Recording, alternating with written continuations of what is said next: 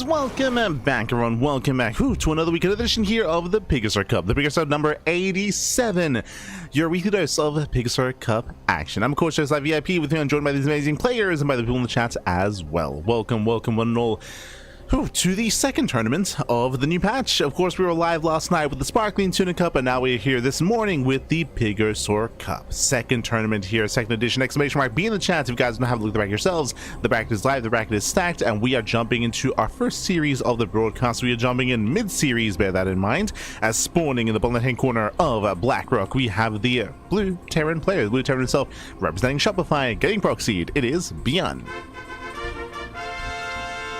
And spawning in the right hand corner, going for the proxy, we have his opponents. We have the American Terran player, we have the Red Terran. It is Foxer.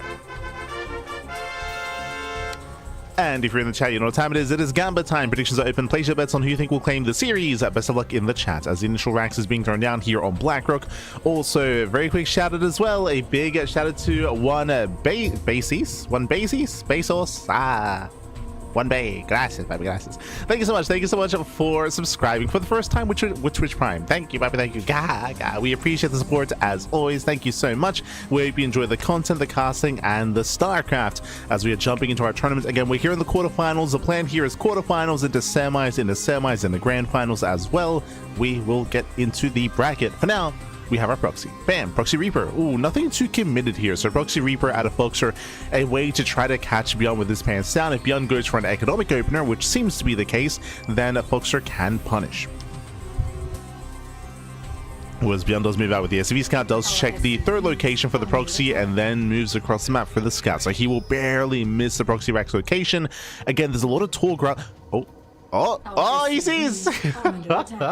He doubles back around, does scout the proxy, and with that, ByuN should stay back at home with the Reaper. He should be prepared, as we have the opposing bunker on the way from Foxer being thrown down to the high ground. A couple of boys may even be pulled to deal with this. There we go. We have one SCV being pulled, second SCV coming in as well. The first worker is going to go down. We try to pull extra boys. A bit of a haphazard defense here by ByuN.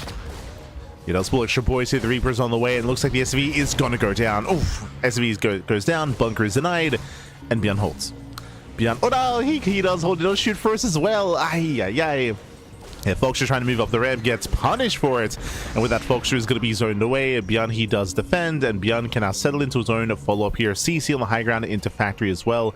A rough start here for Foxer. Does try to move up the ramp. We have a Marine waiting for him. No, once again, the body blocking. Brutal body blocking here. Foxer losing far too much, losing a Reaper, losing the SCV, gonna be zoned away. Back at home, we now start the transition. Orbital is being morphed in, but alas, this is a rocky start for Foxer's ByuN. He's up a base. The CC is what, 3/4 of the way done, and Foxer, what does he have? Nothing. He's got a factory on the way. Well, ByuN already is finishing his factory, he's finishing his CC, and he has the army advantage as well. Sure, he may have lost a worker, sure, he has some lost mining time with these SCVs, but that's perfectly fine. That's perfectly fine here. ByuN is far enough ahead, we can afford to do so.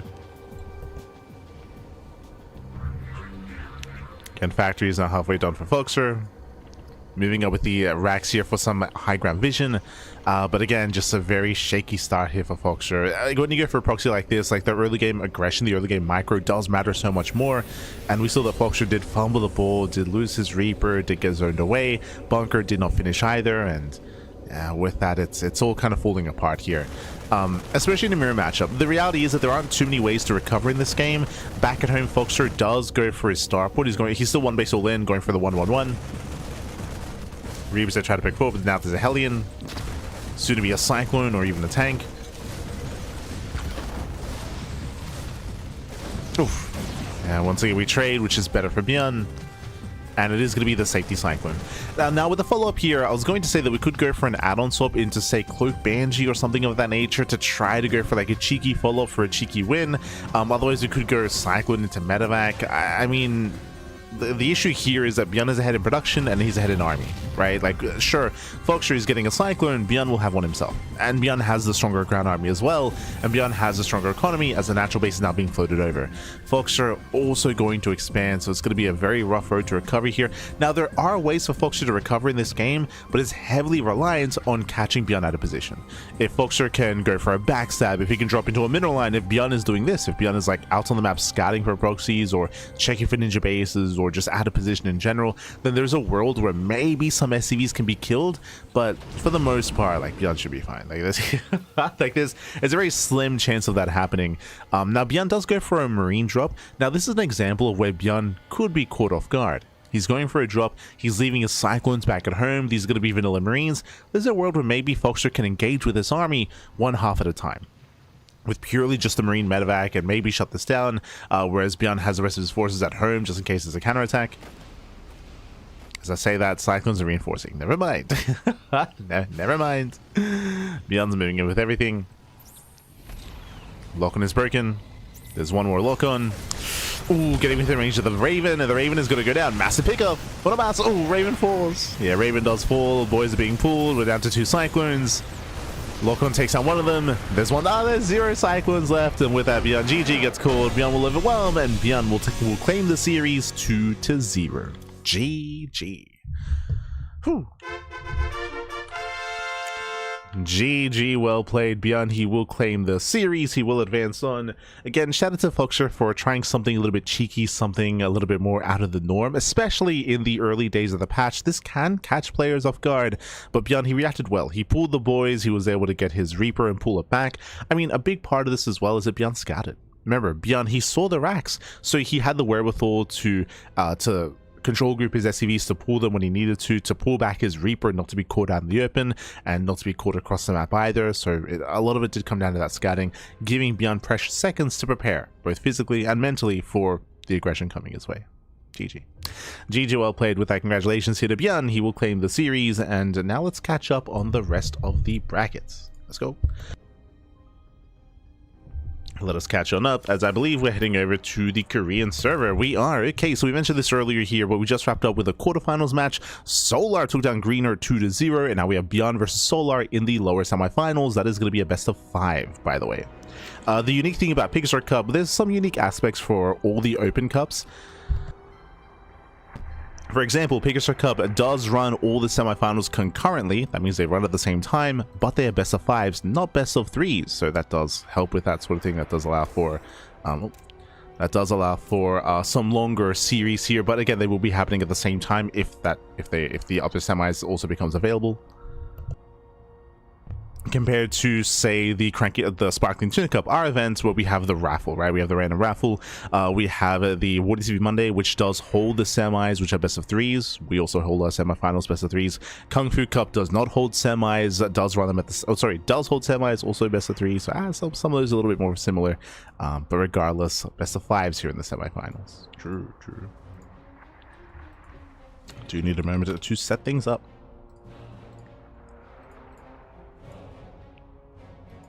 Okay. Likewise, the upper semifinals, Clem, he does take a 2-0 lead, takes down Yo-Yo 2-0, and Clem is waiting for the winner of Percival versus Camo versus Mixu into Clem. So, because the upper semis is so delayed, there is a chance that we might finish the lower semis, and we might be able to catch the upper semifinals as well. We're expecting it to be Clem versus Percival, but Mixu can threaten Percival for sure. He can threaten him. So, again, there's definitely a chance for us to cover both semifinals leading into the grand finals as well. There is that chance. Otherwise, we're just catching up in the chat.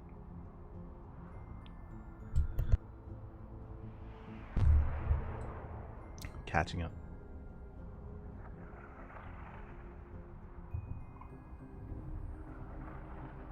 Ambitious bets on Foxer. 1 grape against 1,000. Let's go. Next time, Pappy, next time. But Vitas are currently underway. And I'm just double checking the in-game chat channel. Okay, we're good. Just double checking. And we are going to be going on a short break. Here before we jump into the rest of our series. Again, the highest rated players, of course, are going to be Solar, ByuN, Percival, Clem. We'll see if that does get disrupted coming into the semifinals. And yeah, these two have been regulars when it comes to the PiGosaur Cups. They face off very, very often. We did cast both Solar and ByuN very often when it came to the PTR editions of this tournament. And we got to see ByuN look very strong and very dominant in the late game with the new Ghost. But because of the larva change, again, the question becomes, we'll see if ByuN can get to the Ghost. That's the big thing. I'm going to be very curious to see how the lava change and how ZVT is going to be impacted even more so than previously. Like, obviously, we did cover Mario versus Rainer over the weekend in PTR number 2 in the GSLCK. We'll see how these two face off here and now, a couple of days later after the fact. We'll see. For now, we're going to be going on a short break. We'll see you guys soon after the break.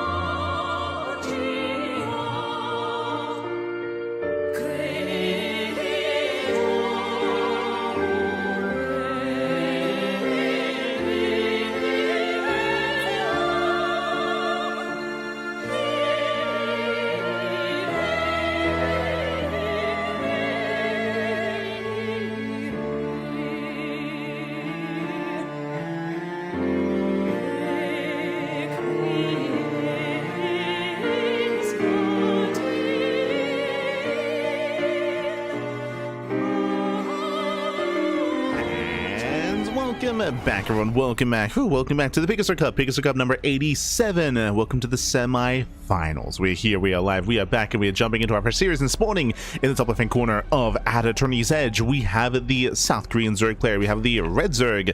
It is Solar. And spawning in the bottom right-hand corner, we have his opponents. We have the Blue Terran player, the Blue Terran himself. We have the South Korean Terran representing Shopify. It is ByuN. And you know what time it is. It is Gamba time. Predictions are open. Place your bets on who you think will claim the series. Best of luck in the chat. Bearing in mind that this series specifically is a best of 5. Best of 5, not a best of 3. So longer series, more games, more matches. And when it comes to the PTR patch, I would favor ByuN if we can get to the late game. If we can get into that more late game scenario, then I do favor ByuN if we can get there. But the question is if, because again, now coming into the live version of the game, live production and Zerg players in general have been looking much stronger. We'll see how our players compare to each other, as we do have quite a bit of text going on here. Hold on. Where's my Google Translate? I don't have Chronos today. I don't have Chronos this morning. ¿Dónde está mi Chronos?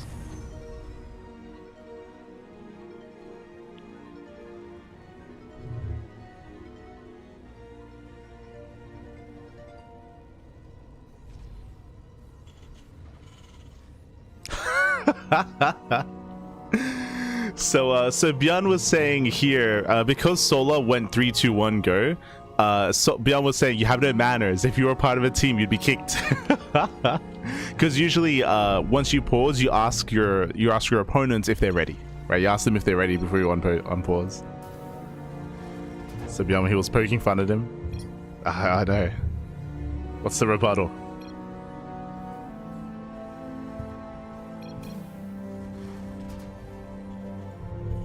Oh my god. Okay, they're talking about the patch.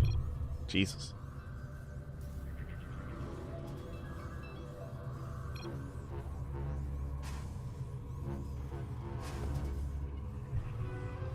They're talking about Shin, actually.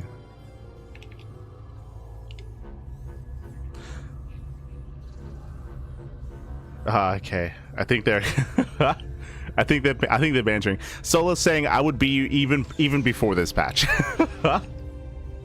He's saying you lost against Shin. I'm gonna beat you 3-0. I don't even need the patch, Bappy. Aye. The banter, Bappy. The banter. Calm down, Bappy. Calm down. And ByuN's saying I can't see myself winning. Like he's so ByuN, he's like lamenting a little bit about the patch, and then Solo's like, yo, I beat you anyway. Like even calm down. Jesus. So he's the villain of the Korean scene. Yeah. For now, we're going to be opening up Patch Gas Pool, standard opener into our own third base. Nothing crazy here from Solar. Likewise, ByuN going for his own 1-1 follow-up. Nothing crazy, nothing wild yet.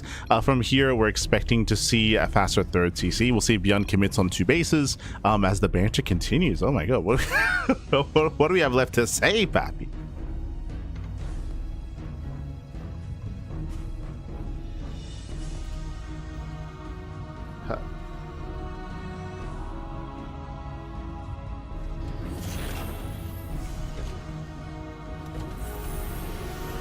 I'm really jealous. Zerg absolutely has to pull first.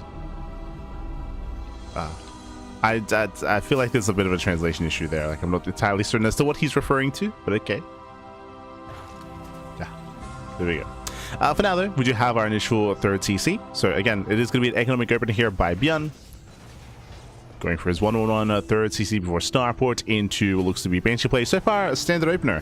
If you recall, we didn't actually get to see standard play against Young Yakov last night, and ByuN did lose to Yakov, like infamously so. Last night, ByuN did struggle against Young Yakov, but here it does go for a much more economic start. As we have our Cloak Banshee on the way, Solo back at home, still just building up. So far, relatively passive early to mid game here between our two players. And so he will confirm the Helene production. So now he's aware it's not like a 2-on-1 or a 3cc 3-axe or any kind of crazy, more bio-heavy build.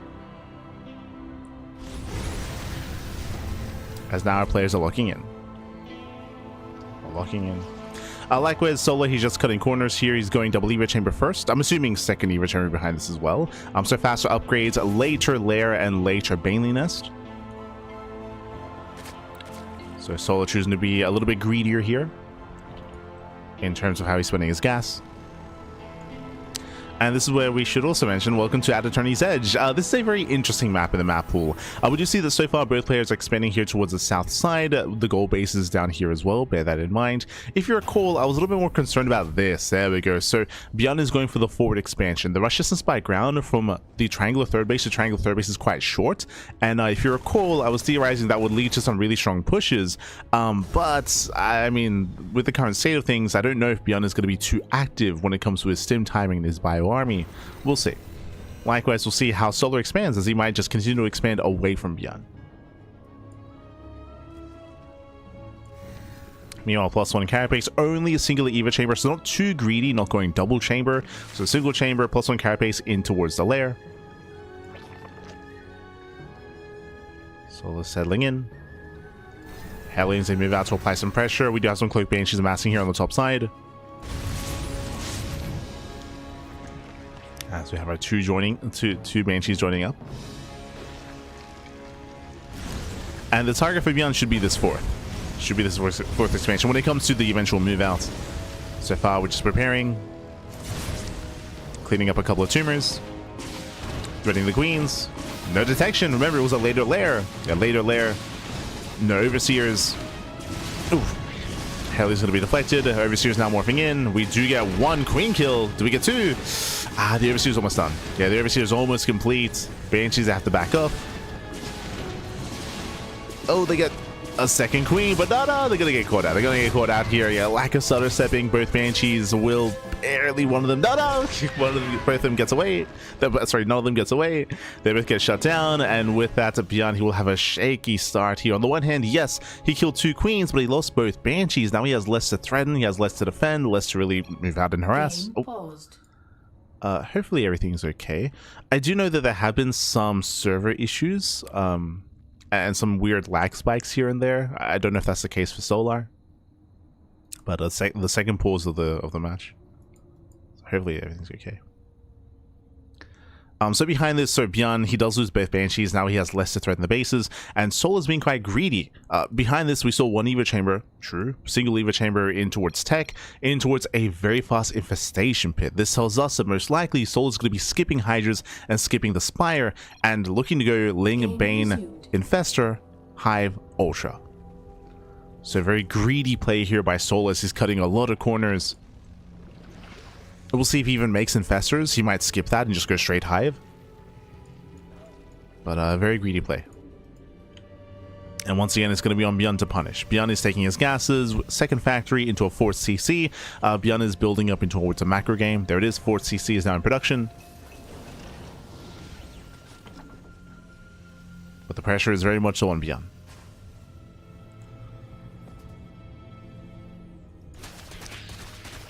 I would say that typically this style that Solar is going for is very greedy and difficult to get away with. I would say that in the current iteration of the game, it is my assumption that it's going to be easier. It's going to be much easier just because you have extra larva, which means a composition like Ling Bane, which is very larva intensive, is going to be stronger than normal because you have so much more larva to work with. Keeping up with your injections, keeping up with the macro typically is a little more difficult when stuck with Ling Bane, and you can be punished quite hard. There's that hive that we're rushing into. We're still getting a safety Hydra den though, so we might still make a handful of Hydras. Curious. The Hydra den is throwing me off a little bit. Oof. Yeah, as Yarming gets knocked down, tank does fall as well. Brutal cleanup here in favor of Solar, as he's gonna get both tanks. Oof. Yeah, both tanks go down. ByuN is being deflected. Solar, he's establishing his 5th expansion. And is making safety Hydras. Now, with this faster hive, I'm assuming it's going to be for Viper tech. I no longer believe that it's going to be up to Ultras. Otherwise, we wouldn't be spending so much gas on Hydras and Hydra upgrades as well. We'd be preserving that gas for the Ultra tech and for Cadis plating. So we'll have access to those faster hive, those faster Vipers, faster hive tech.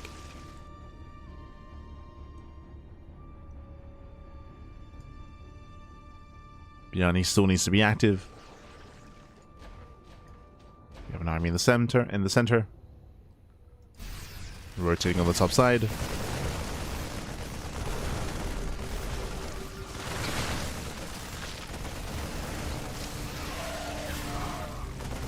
So that does rotate.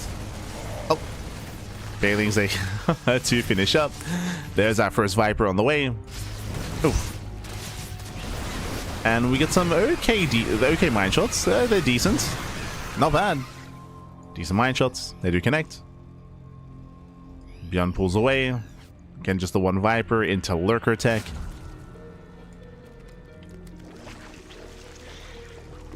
And Solar, he's almost reaching his final form. Right, he's almost maxing out with the Hive Tech army. Oh. ByuN's drop is spotted. Messier trade here for Solar. Yeah, bleeding out a lot of Zerglings. Did misjudge.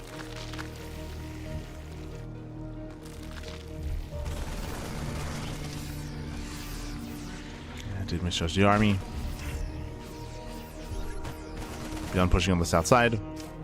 Going for a split push. So far, Solar's keeping up. Shows some eye shot. Oh! Ooh, no major connection. Yeah, no major connection.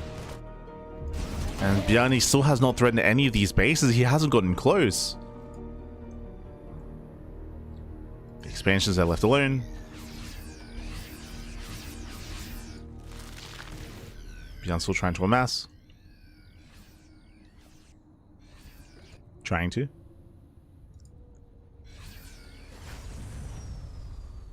And both armies are maxed out. Bearing in mind that ByuN, he is stuck with a biotech army. What I mean by that is that there's still no ghosts, right? Where there's still no ghost production or liberators either. Still very heavily reliant on marines and a handful of marauders. So he does have to be careful.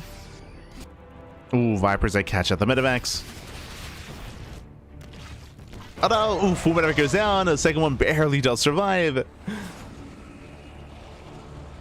But is likewise going to be cleaned up as well. So solid defense there by Solar. Yeah, the second drop does fall as well. Solar defends. And the Lurkers are about to come online.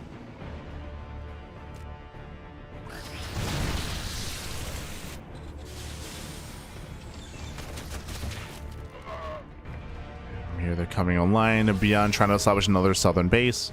Getting his planetary. Getting his 5th.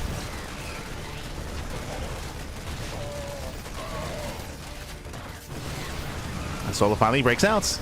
Oh.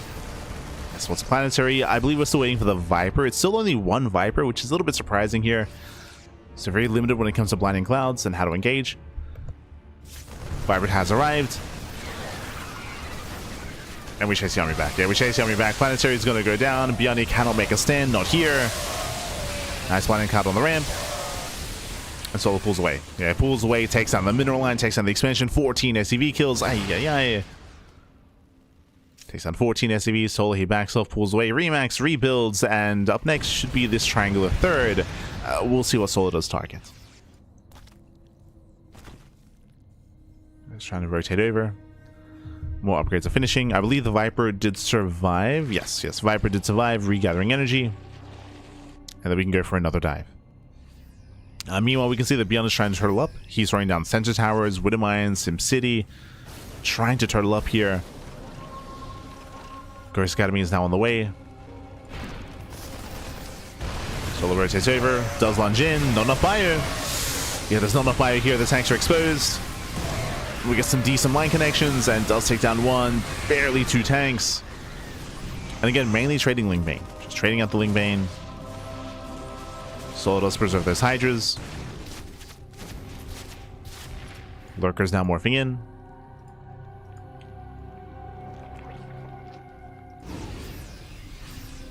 Now, I will say that wasn't the best trade for Solar, but again, he mainly traded for tanks. Like, he lost what? He was able to catch what? 1, 2, 3 tanks for just Ling Bane. Ensuring that this base is not taken, and every time that ByuN attempts to expand here, he should lose it. Like, this area is just so open. So open, so exposed. Base is denied.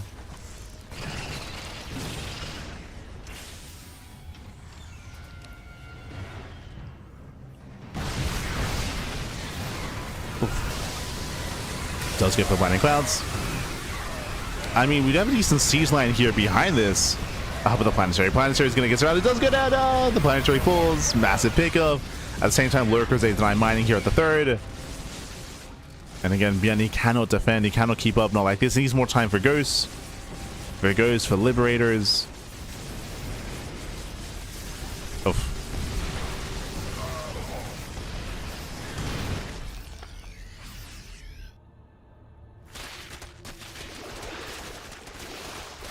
And Solar, he's not tunnel visioning too much. Spire is on the way, so in case ByuN ever does build up a Ghost count and build up a Liberator count as well, then the idea of going into Broodlord Infestor is still going to be there.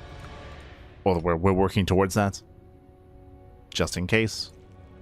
I'll say that Solar's still fine sticking with Ling Bane Hydra. Usually you only need to transition out of this once the Terran players start successfully defending. Once they successfully defend, then you have to get the hell out of this. But for now, ByuN, he's not successful in doing so, right? Like, ByuN, he cannot maintain these expansions.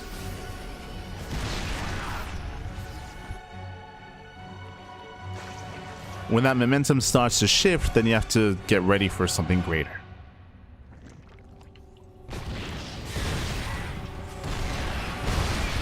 As things, they force some friendly fire. Nothing major. At the same time, Solar commits into the third. Gets 1, 2 tanks. Bane's a mainly zone away. A bit of a messy fight here from Solar. And he does not deny the expand. So this is now where I start to get a little bit concerned. I mean, ByuN is still down and stuff. He's still fine. Yes, also fine. He still traded. And he still gets a mineral line. There we go. Now it's still worth it. 12 SCV kills. Catching out one of the Ghosts. 14 SCVs going down. 18 SCV kills. The base does survive. But again, this is what Solar needs to do to be able to maintain this kind of army composition. To stick with a layer tech army of Ling Bane Hydra. 9 mining. Knock down a mineral line. Oh no! Miss Rally! Oof. Expensive Miss Rally there out of Solar. The Lings, they still collapse on the tanks. Gets 1. Can we get 2? No. Yeah, it doesn't kill the expansion either. Again, if the Viper was here, that would have helped so much to Blinding Cloud the tanks. So Solar does slip up. And ByuN, he does establish the northern base. This base should never have gotten up, by the way. This base is so vulnerable, so exposed. And we got a full line of mules here just going ham. They expire. They paid for themselves. More, I mean, of course, they pay for the CC, I should say. More than that. Solar collapsing in. ByuN getting pulled apart, losing another mineral line. Yeah, some heavy losses there out of ByuN. Lurkers, they still find more damage. But this is getting a little bit messy here. It's getting a little bit messy. At least Solar still has the gold expansion. I spoke too soon. ByuN's here to deny.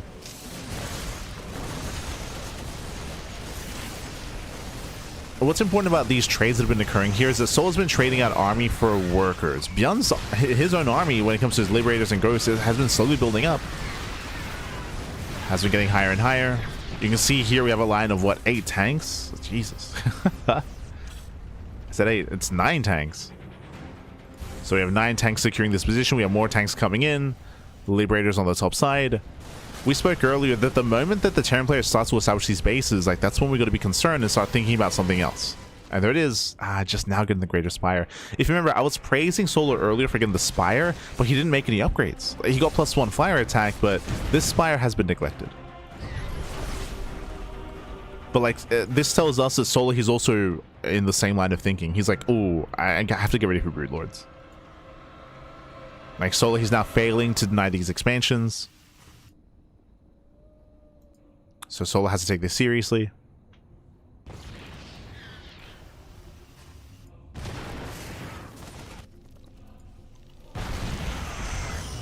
Oh, nice mine shot.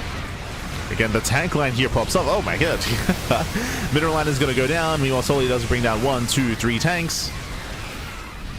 Snipes, they don't quite connect. Solar does lunge away. Breaks the snipes. Yeah, breaks the lock on. 21 SCV kills. Once again, ByuN does retain the majority of his army. And we'll clear up a lot of creep. It does clear up at the same time. Big shout out to Sian in the chat. Gah, papi gah. Thank you so much. Thank you so much for the raid. Obrigado, papi. Obrigado. Fala galera. Hope you had a great time. Hope you had a great stream. Hope you had an amazing time over on your channel. For those who are unaware, Sian, he is a Brazilian caster. Does cast over in Brazilian, in Portuguese. So much love. Obrigado.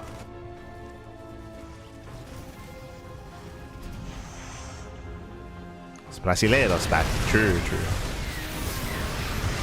So once again commits in, takes down the mineral line. The bit you don't want to be a worker for ByuN here. So many workers go down. 17 SCV kills. ByuN is muling as best he can. Medevac does fall. And ByuN, he wants the gold. No shot ByuN maintains that gold base. On the one hand, yes, ByuN has been securing these expansions, but, I mean, ByuN, he is struggling when it comes to building up and keeping up his supply. Solar, he's still trading relatively well. Solar tries to rotate how many Vipers. Still just 1. I'm still a little bit concerned about the lower Viper count. Oh. Does catch one of the ghost tanks are exposed. Gets 2. Yeah, 1, 2 tanks going to be going down. Not a bad trade for Solar. Catching out 2 tanks, catching out 1 ghost.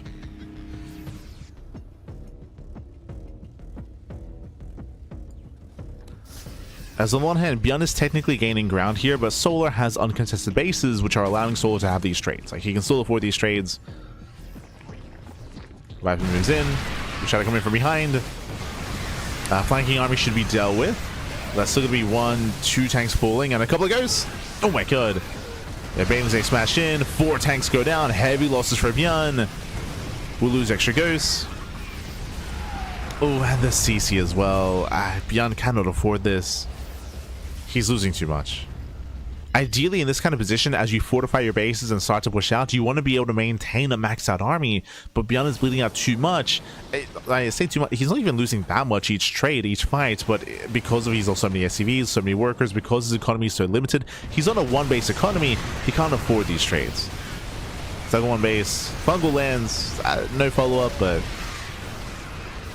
it's still okay.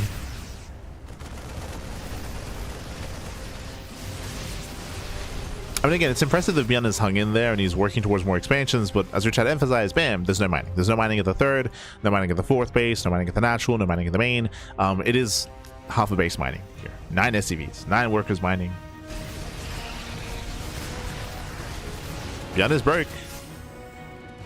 He's all broke back.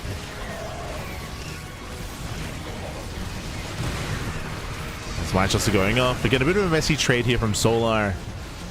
Getting messy. If ByuN had maintained this northern base, different story. Or if he was able to retain his workers a little bit more and push towards his goal base a little bit faster as well. But again, it was just some brutal trades here from from ByuN. And here come the Broodlords. They're coming. Solar, he got there. The Broodlord Infestor is now on the way. I was being a little bit critical of Solo for not really taking this direction fast enough or in time with the second Spire, but I mean, it's fine. Like, Solo, he pulled it off anyway. Like, he was still able to trade, still able to punish ByuN, and still able to hinder him. Keep the economy low, keep the army low. Here come the snipes. These Broodlords are exposed. Yeah, 1, 2, 3. I'll say 3 Broodlords just go down. Yep. 3 Broodlords get caught. But that's all the snipes we had back here. Those are all the snipes. Broodlords are moving in. 10 SCV kills as Lings are wreaking havoc in the bases. They're wreaking havoc. And GG. GG gets called. Solar, he will take a lead in the series 1-0. GG. Whew. GG, well played. Solar, he will claim a lead here. And again, this, I want to say, does kind of emphasize what the patch is at the moment. I don't know if you noticed, but there wasn't anything too egregious here. But the reality is, Solar's bases were never under threat. ByuN, he never got close to any of the mineral lines, any of the expansions. Typically in ZVT, when it comes to the dynamic in the previous patch, we expect to see Terran players able to threaten and try to fight for the 4th base of the Zerg. Right, like that's usually what the initial 7-minute bio-tank push is able to achieve. But in this game, the bio-tank push moves out, and Solar was able to shut it down ahead of time in the center of the map. There was already a bunch of creep spread, and likewise already plenty of Ling Bane to deal with that. The moment that ByuN lost that 7-minute push, I say 7-minute, I think it's later just because of the timings.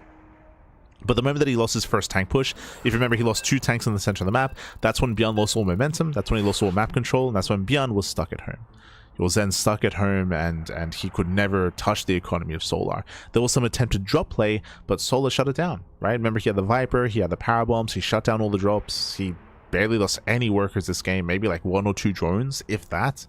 And GG. GG, well played. With that, Solar was looking very comfortable. Very, very comfortable on Attorney's Edge. And we'll see how things adjust coming into Game 2. We're going to be loading into Rainfall. Now, for those that are unaware, Rainfall is the new Tourmaline. Essentially, I would say even more extreme than Tourmaline. But what was Tourmaline? Tourmaline was the aggressive map of the previous map pool. Rainfall is the new aggressive map. We'll get into it. Actually, I say that Rorschach might be more aggressive. True. I'd have to whip out a ruler and measure, because Rorschach is also in the map pool. So I can't quite forget that.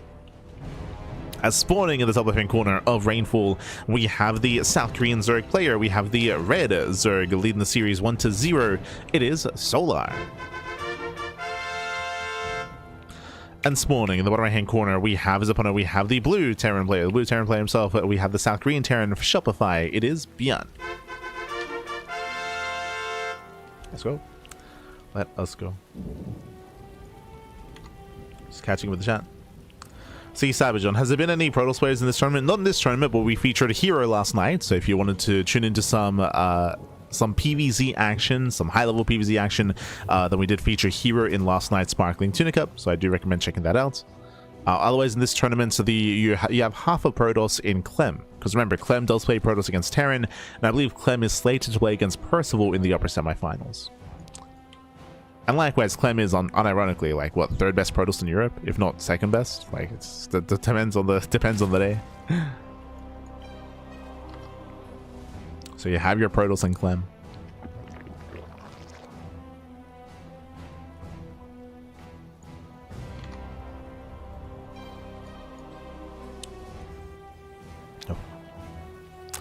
So now we're calming things down, we're settling in, and welcome all to Rainfall. Rainfall, again, is a very small map of the map pool, very short rush distance by ground, very direct as well. What is the one thing that can slow down a push here? Well, you have the narrow bridges. Because they're so narrow, it means that an army coming across the map can be engaged ahead of time with a greater concave. You can force field, you can take the better fight, but only here in the center. Outside of that, there's no points of elevation, there's no choke points either. Very open areas here, moving in towards the the natural expansion. Likewise, we have this high ground elevated position here. This is what is different compared to Tourmaline. On Tourmaline, I believe the third and the natural are on the same plane of elevation. Here, it's on the low ground. Both third base options are on the low ground. What does that mean? That means if you go for a big 2 or 3 base all in, and if you take over this central area, that means you don't just wedge yourself in between the bases, but it also means that if there is any army supply here on the low ground at either third location, then they're going to be at a deficit, pushing into the aggressing army up the ramp. So players can be caught out of position. It's going to be more difficult to defend your third base against said all-ins, which is kind of what we're expecting here out of our players. We'll see how aggressive we plan on being. Eyes are mainly going to be on ByuN coming into this. When it comes to aggression, when it comes to early game, like Terran players, that's where they can be at their strongest. We do typically favor Terran players on smaller map and Zerg players on larger maps. That's traditionally the case, but again, we'll see what kind of builds we go for. We'll see how players approach. Because this map favors aggression so much, we often do expect Zerg players to go Roaches. Roaches are a really good way to be defensive, but they also allow for some aggressive timings as they can go for their own all-ins with Roach Ravager, right? It kind of unlocks that kind of ability to defend, to deflect any kind of major aggression, and then to counterattack and to have your own like robust force. So I would say Roaches are expected, but we'll see if Solar commits to Ling Bane. The other factor here, of course, ever since the last patch, not this one, but the previous one, with the Baneling buff, it does make Ling Bane more viable as a defensive option. True. So Ling Bane has been more viable. Behind this, a third CC before Starport, economic build out of ByuN. Oh, okay, interesting. So ByuN is not going for any kind of aggressive move out, he's going for an economic build instead. So this means that Solar, he's going to be fine. He's going to be fine building up back at home, building up his bases, securing his economy. The idea of needing to be a little bit safer and more defensive is not going to be impactful here, it's not going to really matter, it's not going to apply. Oh. Actually, ByuN is going for a very fast stim. It's still an economic build, but again, it's going to be a 3cc 211. Did I say 211? 3cc 311. Okay. This is a build that we saw in the PTR. This is a much more aggressive variation of, obviously, 3cc 211. With this very fast stim, very fast bioproduction as well. You do start with a couple of Hellions. It's only 4, as opposed to 6 to 8 that you see typically in a standard game. Oh, he dives. Yeah, ByuN does go for the dive. He will get 1, he'll get 2 drones. With just 1. Yeah, there are no links out, and just 1 drone goes down so far. Very nice events here by Solar. He deflects. Solar, he defends well. But winding it back here, as we mentioned, the trade-off is you have a very low Hellion count, so you have less to threaten across the map. And it leads into a strong bio timing, and ooh, do we scout across the map? Solar, he does get eyes on the building maxes. Okay, so Solar scouts, Solar knows. He now knows that this is going to be a later timing because the starport is delayed. So delayed starport, delayed medevacs, but again, a strong, robust bio army. This means that Solar, he should be aware that he is free to drone up until a certain point. Then he has to fixate on Ling Bane. Or just Ling Queen. Usually 3cc 211s hit around 630, but in the new live version, that's only applicable to the previous patch. In the new live version of the game, I'm curious how these timings kind of come together.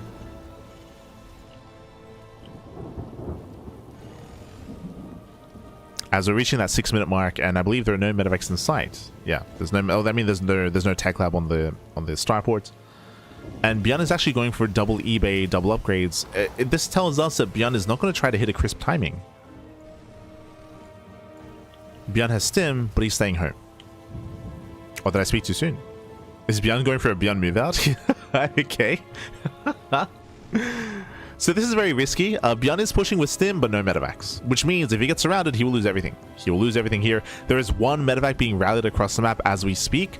But if ByuN gets caught out prematurely, like again, this is just a big risk. A big gamble. But so far unscouted. Medevac is on the way. And we'll see what ByuN can get done. Oh. Solar, he will spot the move out. Does spot this. ByuN, he will push. This does hit at 650. Okay. Gonna try to remember that internally. So just under 7 minutes. Queens ready to respond. And the Queen should be able to hold their own here. The Hellions do complicate things, and again, there's no Banelings ready for this. Not yet. We have 7 Banelings on the way, and Solar holds. Yeah, Solar, he does deflect, maintains his position, opens up the creep tomb, also opens up the wall here. Does shut down the tumors. And this push that was supposed to threaten and potentially even force a cancel kill the 4th base fails to do so. ByuN is going to be forced back. Now, what I will say is that yes, ByuN doesn't get the damage he was hoping for, which is rough, but remember, this was a 3cc build, so it's okay. Like, ByuN, he preserves the army, this was more of an economic build more than anything, and he retains his composition. Morphing in Hellbats, Marine Drop on the left-hand side. ByuN fighting for map control. And he can threaten the expansion at the same time, drop into the main. Oh! Catching up part of the army. Baneling speed is just now finishing. 3 more seconds. Baneling speed is done. There's 2 Widow Mines. Widow Mines are burrowed. Ooh! And we get some decent Baneling. Oh, sorry, Widow Mine shots. Not bad. Yeah, Widow Mines are shut down the Ling Bane, and the Marines, they do maintain themselves against some very nice connections with those Widow Mines. ByuN traded well, but not enough to kill. Not enough to kill the expansion. Solar still holds anyway, and Solar's looking quite comfortable. Oh god, I see. What's great, again, that was not a bad fight for ByuN, but Solar, he's now on getting up to 6 expansions, so he's getting up to 5 hatcheries here. He's on 81 drones, and that supply gap is about to get larger. Oof. Yeah, ByuN is just being outscaled. He's just being outscaled. He cannot keep up, not like this. ByuN, he's desperately going for drop play. Alas, Solar's getting in position. And we're finding ourselves in a very similar position that we had in the last game as well, where these move outs, these timings, whether it's the 650 move outs towards the 4th base or the main push that we just saw towards the 5th expansion as well, they're supposed to be trading, they're supposed to be getting some economic damage, potentially even breaking the expansions to have it back and forth. The fact that that hasn't been happening, it means that Solar's about to max. It means that Solar, he's snowballing out of control, he's about to max out, and Solar, he's just kind of cruising his way into the mid to late game. Yep, GG gets called, and Solar takes a 2-0 lead in the series. GG. GG, well played. There was no final engagement, but the reality is that ByuN did no damage. He did no damage with his timings. He was shut down, he was deflected, and Solar, he was miles ahead. Miles ahead. GG, well played. And yeah, it's the aggressive move outs here that ByuN has been going for, and again, they haven't been too committed, have been struggling. To me, I'm a little bit surprised that ByuN went 3cc this game. I feel like we had to just be more aggressive. We had to just double down. The idea of so in the previous meta, in the previous patch, and maybe even this patch as well, in TVP, the meta was built in such a way, the meta had kind of culminated in such a way where Terran players had to all in against Protoss for the most part, right? Because Protoss was so favored in a longer game. So we saw a lot of short TVPs, a lot of all-ins out of Terran. As things currently are, I feel like that's the direction we might go in with TVZ as well. One of the two extremes, either be hyper defensive and hyper turtly and just forego like just being active on the map, or be even more aggressive and just go for 2 base all-ins, right? Ignore the 3rd TC and then try to double down, which we saw last night between ByuN and Young Yakov as well. Like, we saw that and it did fail. But that's kind of where my mind is going at the moment. If we're unable to stop the growth of Zerg, and if Terran is unable to pressure the 4th and 5th expansions, that's kind of like the vibe that we're getting at. But regardless, let's go. Let's go. Spawning in the bottom right hand corner of the Old Sun Temple, we have the red Zerg player, the red Zerg player himself, leading the series 2-0. It is Solar. Oh, and spawning in the top left hand corner, cross spawns, long spawn locations here, long distance. We have the South Korean Terran, we have the blue Terran representing Shopify. It is ByuN. Oof. Okay, so getting into this map here, welcome to the Old Sun Temple. This is a 4-player spawn map. You can spawn in top right, bottom left, top left, right? 4 possible spawn locations. Because we have cross spawns, diagonal spawn locations. This means that we have the longest rush distance possible between both bases and between both armies, which means that if ByuN wants to be more aggressive this time, it's going to be weaker. His aggression is going to be much weaker than normal, which means that ByuN has to adjust his approach if the plan was to try to go for something more aggressive. CC first. Okay, CC first. I'm curious to see his third CC timing. I do like the in my mind, I feel like we have to do one of the two extremes: either be hyper aggressive and go for an all-in, or be hyper greedy and try to out-greed and outscale the Zerg player.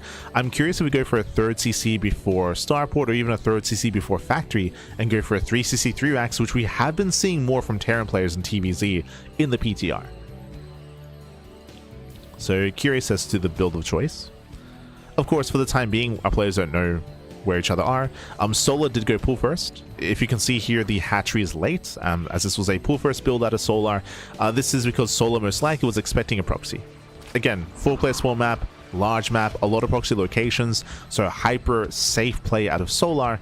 This does mean that technically when it comes to the early game builds, ByuN has a lead. ByuN went CC first, Solar went pool first. So ByuN has a stronger start. Solar, he's scouting nearby with his Lings. First Overlord will get eyes on ByuN. But the pool first timing here doesn't really allow the Lings to get any damage done. The CC's already complete. CC's complete. Reaper's on the way. Solar can wait for the Reaper to move out and then try to backstab and try to get maybe an SCV kill. But he just goes straight in. Does go straight in.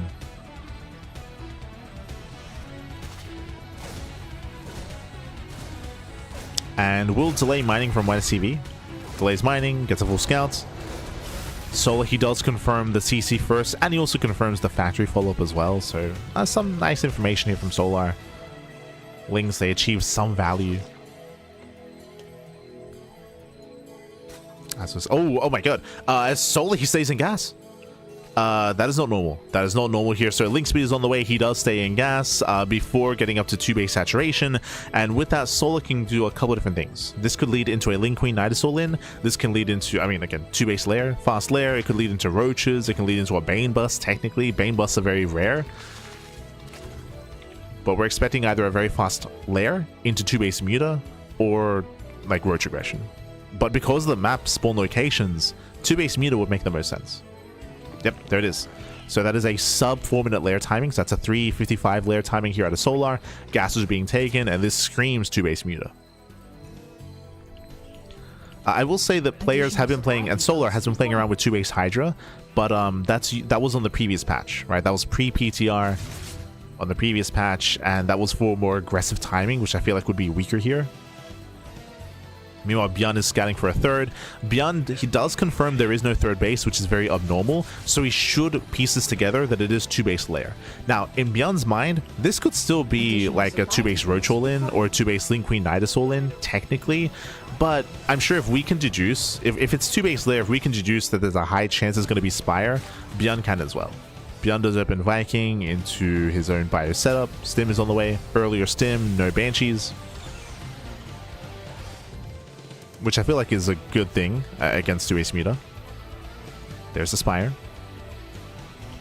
And ByuN hasn't seen the lair, he hasn't seen the Spire, but again, like based on what he's seen so far, based on the 3rd-base timing, he can piece it together, and this can be an assumption that he can make.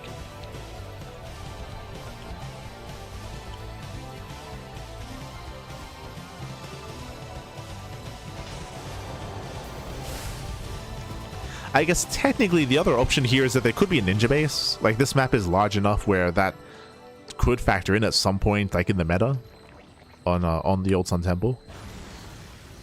That is true. It isn't the case here, but I can see that happening in the future. We just see a couple of ninja bases in the PTR at this level of play.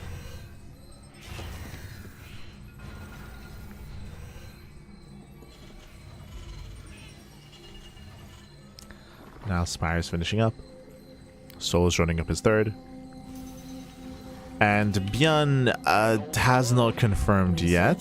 Dips into the natural, sees the lair, does see some gases, but no turrets yet. So ByuN has not confirmed Muta, and he's not preparing for it either. Does have a decent chunk of Marines, so it might be okay. There we go. Turrets now being thrown down. Again, like ByuN didn't see the spire, but he can deduce. Right? He can make an educated guess as to what's happening. With the gases, with the late third. So nicely timed turrets.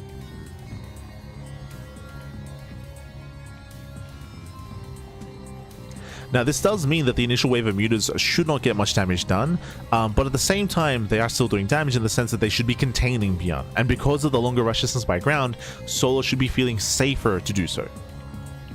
To contain and to have minimal units to defend back at home.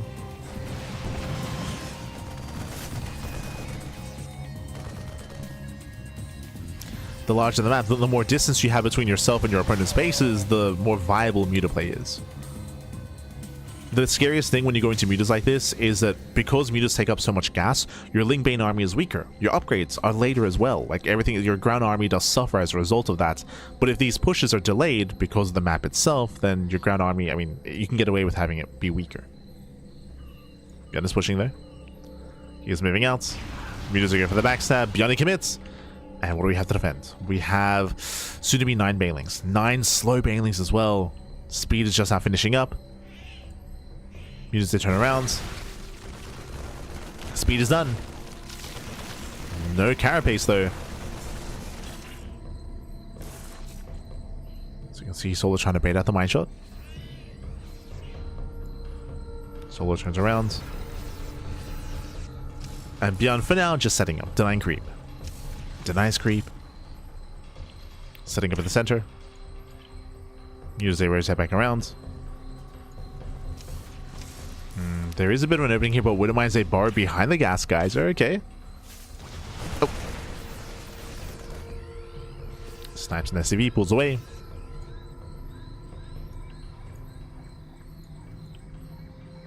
Does pull away.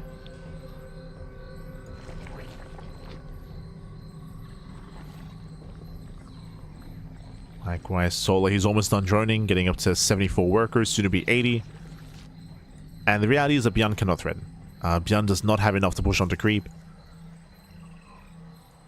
So like he's reached like peak economy. He's reached peak economy. 80 workers. Now he can max out.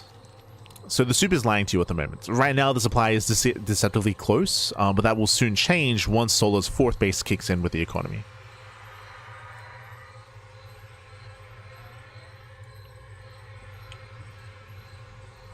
And the pressure is very much on ByuN. He's being active. He needs to be. Show up on the south side. Push in the center. Mutas they get across the map. And they will get some damage done. Oh, just getting an SCV, getting a Marine. Oh. Base is denied. Was that a kill? Ah, it was a cancel. It was a cancel. ByuN stepping onto creep. Soul's out of position. Okay. Yeah, Soul's out of position. Wouldn't mind say burrow. Show us the mine shots. Oh, they get dragged. Wouldn't mind they get dragged. No major connections. And Solo, he does defend. At the same time, drop here is not getting much done. We'll delay the expansion. Delays even further. As drop is cleaned up. ByuN, he has to keep pushing. He's reinforcing this time with Thors. ByuN, he needs to keep the pressure up. And the creep has been lacking, I will say that. There's a couple of active tumors, but we have not spread them in quite some time. Oh, now being spread. Likewise, Solo taking up into Hive. Viper's going to be on the horizon, Adrenal as well.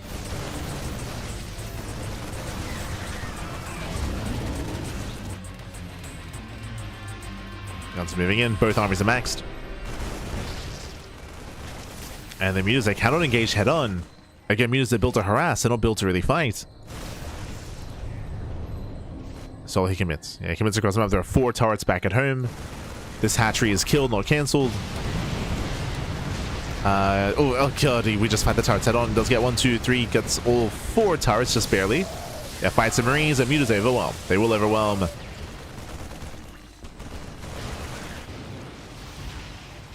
Shuts down mining at the 4th. Oof. ByuN not paying attention. Does take some banelings to the face. So as he bleeds out mutas, he's replacing this with Morling Bane. Morling Bane. But Solar can't expand. Again, Solar, he did not mine through these mineral patches here, so expanding towards the top side is going to be much more difficult. Yeah, Solar, he's stuck on 4 bases. Solar needs a 5th. We gotta open up that wall. We gotta... on both sides.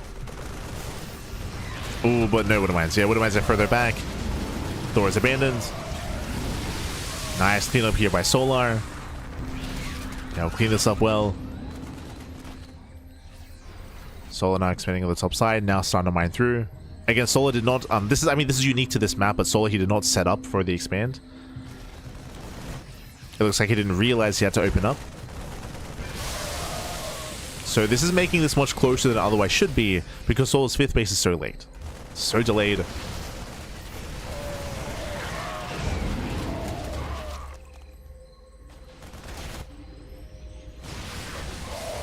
Shops are cleaned up. Meanwhile, ByuN is pushing.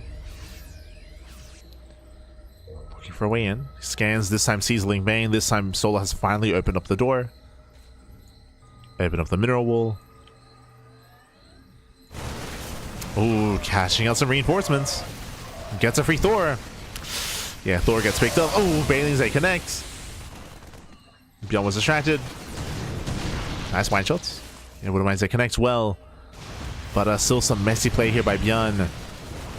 Ultra production has begun. Solar's collapsing in. And pushing forward. Da-da! And he cleans up. He cleans up the Marines. Only a handful do survive. What, 4th? 2 Marines survive that initial engage. Jump across the map. Does nice some mining, but there's some heavy losses for ByuN. You can see ByuN plummeting supply. Is trying to expand. He's trying. Oof. But Solar's done it. At this point, the big hurdle that Solar had this game was not expanding, right? The 5th base was so late for Solar, but finally, he double expands. Gets a 5th and a 6th expansion. Now he can saturate, now he can transfer all the workers. Solar can now sustain himself well and build up a bank, and max out with Ling Bane, Ultra, Muta.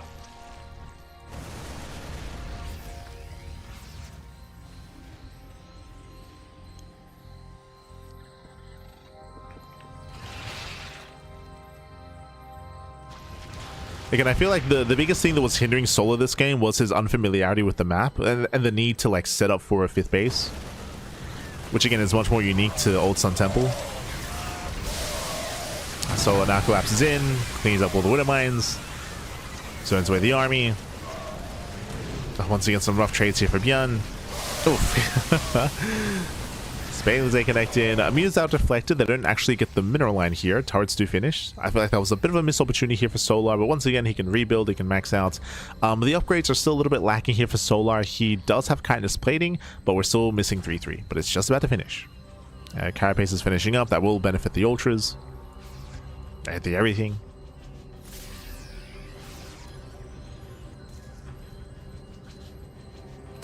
And now we're getting a 7th base. Oof. 7th expansion. I will say that the creep is still very much so lacking this game. And that has allowed ByuN to have more of a presence here.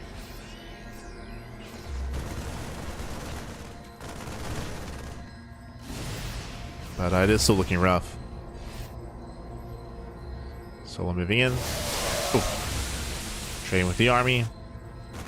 So he will catch reinforcements. Epic of Marines. Medevacs. Widow Mines. Oh, good. Nice target firing. Gets both. We just came with the production. Ultras 8 do engage ahead of time. A messy engage here from Solar. Oh, very nice mine shots. And Widow Mines 8 pop off. So again, Solar was not paying attention here. Was fixated on his mutas.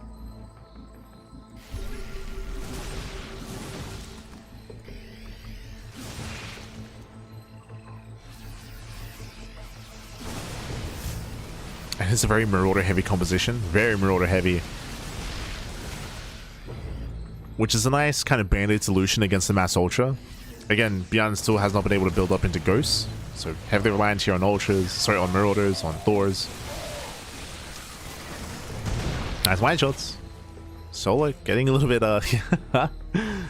getting a little bit cavalier with those meters. A little bit cavalier.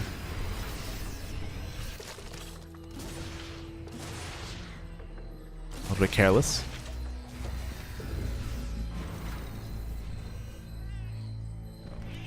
So let's pull everything together.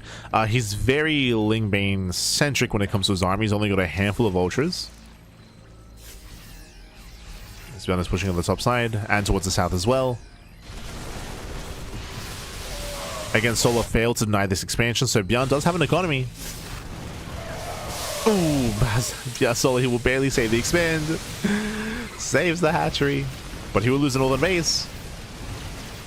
And you can see Solar evacuates. Does trade as best he can. Takes down the Thor, takes down some of the ByuN army.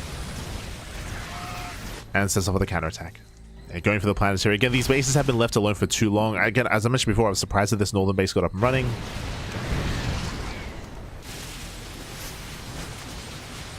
Solar did miss out. Hatchery goes down. And now there are 3 CCs up here. Like, it's not going to be easy to break.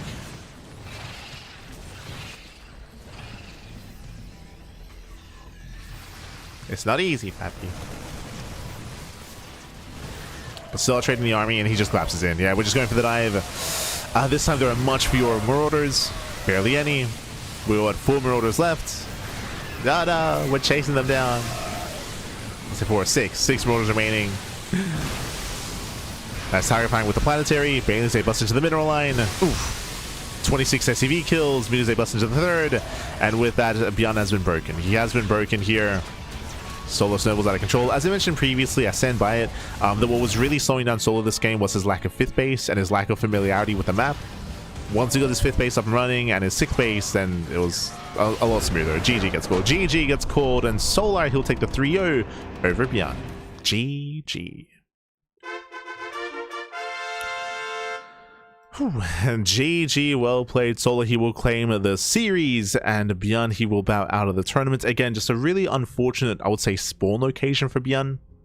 So winding all the way back here when it comes to the Old Sun Temple, it's a 4-player spawn map, and the moment that we had cross spawns, I was like, oh, that's rough. Again, typically these larger maps do favor Zerg players, and because we had cross spawns, it allowed Solar to go 2-base muta. 2-base muta is much more viable here.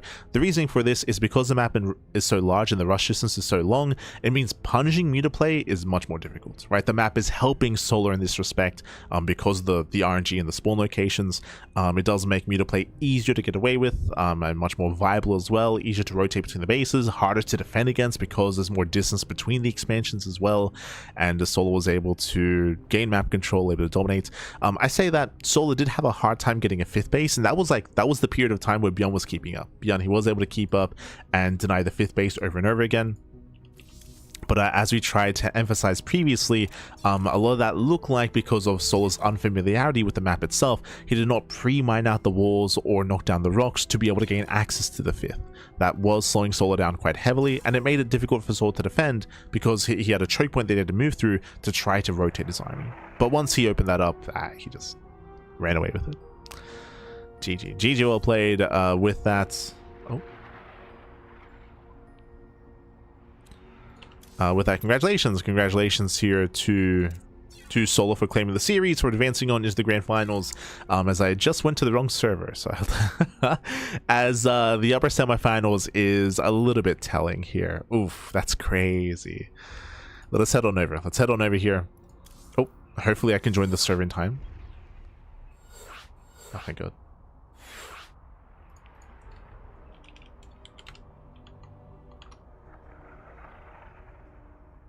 Here we go.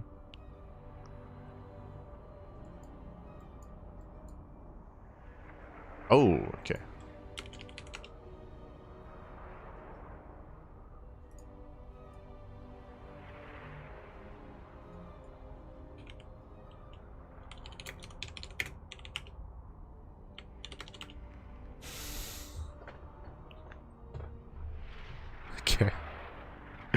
Let's go. So I'm just setting up.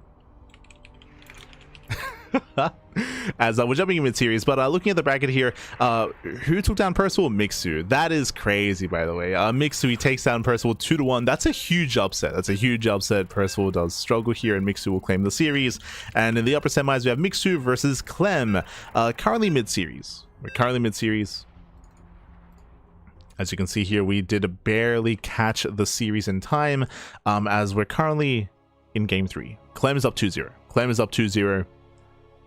And we are jumping into that third and potentially final game. I'm hoping for more of a back and forth, but let's go. Spawning in the bottom left-hand corner of Sanctuary 3, we have the red Terran player. The red Terran himself, the French Terran representing Team Liquid, it is Clem. And spawning in the top right-hand corner, we have the red Zerg player, the Finnish Zerg, it is Mixu. And if you're in the chat, you know what time it is. It is Gamba time. Predictions are open. Place your bets on who you think will claim the series. Best of luck in the chat. Let's go. Let us go. Just catching up with the chat.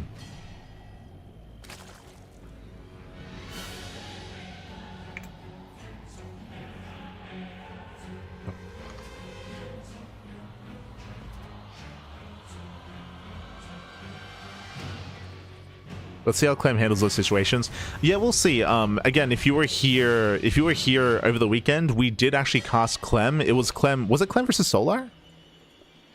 Or was it Shin? I think it was versus Solar, right? Hold on. So we've already featured Clem in PTR number 2 earlier, and Solar did 3-0 Clem over the weekend. So we have the potential rematch. Solar may have 3-0'd Clem earlier, but I'm curious to see how Clem has adjusted his approach. In my opinion, I kind of alluded to it earlier in the ByuN series. I feel like Terran players need to be more extreme against Zerg at the moment, either hyper greed or hyper aggression. We'll see coming into our series. Speaking of that, if you're in the chat and if you happen to be watching the upper semis and if you saw what happened in game 1 and game 2 of the series, I'd love to know. I feel like we would all love to know what Clem got up to and what kind of builds we saw and what the dynamic was looking like. For now, Hatch Gas Pool. Hatch Gas Pool, standard opener out of Mixu. Meanwhile, Clem likewise going for what should be his own Rax expand as well. Welcome to Sanctuary 3. Sanctuary 3 is a very defensive map on 2 bases. You can see here we have the ramp coming into the natural, so very secure on 2 expansions.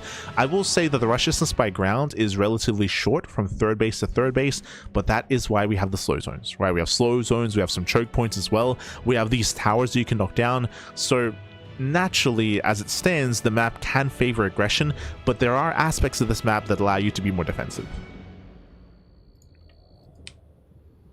So we have that. Oh, I forgot about that. We have the mineral patches blocking the low gun expand to make sure the players can't rush into it early on. Reaper does move in. Reaper moves in, we'll threaten the mineral line. This is something the players did bring up, if you recall, in Rainer's winners interview of GSL CK, and that is that the Reaper does arrive much earlier than normal. And as a result of that, we see one drone already going down. Just because the Rax is thrown down earlier, the Reaper is produced faster, and the potential for Reaper aggression in TVZ is much more as a result of that. So it does get one drone, pulls away. Second Reaper moves in, catching up the tumor, does hit the mineral line. Queen is able to keep up. But I can definitely see, yeah. I mean, if you remember Rainer, he was alluding to potentially like 2 Rax Reaper openers like being like quite difficult to deal with in ZVT. And potentially pool first builds being more of the norm in this matchup. That was Rainer's concerns at least.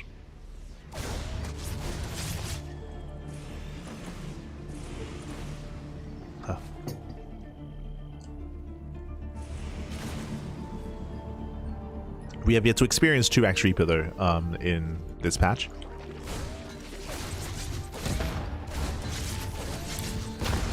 So Queen is getting bullied and juggled further off of creep. Thankfully he's going to be saved. Reapers, they pull away. Reapers pull back. Oh, hello, and we're going for a 1-1-1 Hellbat push. If you recall, we kind of alluded to this, like this is, I feel like, what we need to see in this matchup. More aggressive builds, more aggressive timings, more in the face of the Zerg player, and we are committing with Hellbats. What a mass. Oh, there we go. Nice pickle. Tumor goes down.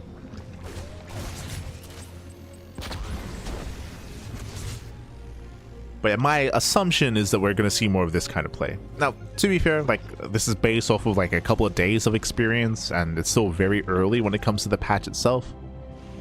But as things stand, I feel like this is the trajectory of TVZ at least. A bit of miscontroller. Yeah, Clem with the miss rally. That's huge. Those were 2 Hellbats. Those were supposed to be 2 Hellbats to add to this. So a weaker engage here by Clem. We'll lose one of the Reapers as well. And what should have been 6 Hellions down to 4. Down to 4 Hellions. Ay, ay, ay. Hellbats morph in. Nice target firing out of Mixu. Can he hold the line? Does have transfuse. Oh, we'll still lose the Queen though. Yeah, Queen goes down. There's 1 transfuse left. Clem may still have too much. There's a final transfuse. Juggling is good. But Lings are barely reinforcing in time. Yeah, Medevac goes down and Mixu holds. Mixu, who he holds, he defends. Shuts down the aggression. At the same time, Lings, they try to counterattack. Alas, they won't achieve too much across the map. I say that, sorry, 6 SCVs. Oh my god, they do achieve a lot. Clem is hurting. The Hellbat push has failed. 6 SCVs go down across the map. Mixu defends. Not bad here for Mixu. I mean, again, a big part of that was Clem losing those 2 Hellions before the fight occurred. Like, 2 extra Hellbats would have added so much more DPS to that push. To the point where Clem might have even just killed and just broken the natural then and there. That could have been it.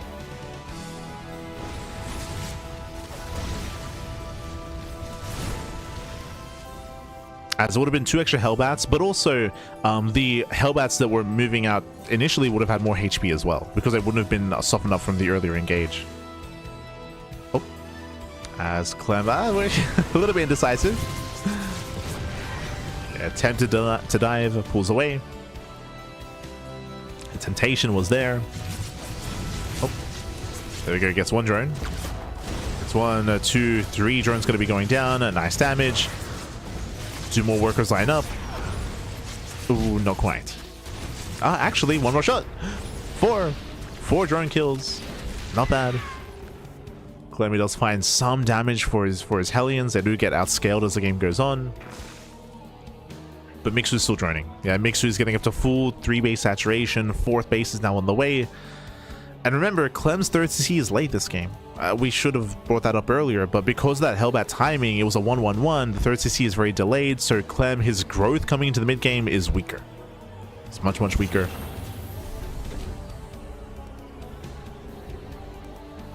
Mixu's in a good position. It's looking good. With that, Mixu's getting into 1-2 upgrades, plus 2 carapace on the way. Mixu does have the upgrade lead as well.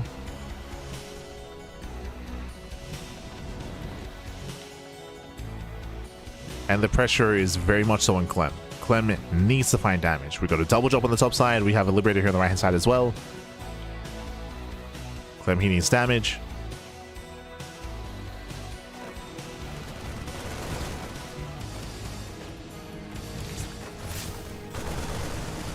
Oh.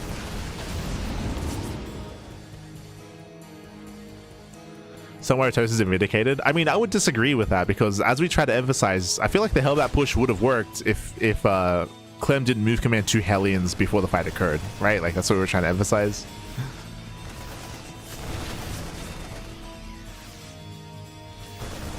Is that the execution of the build was lacking.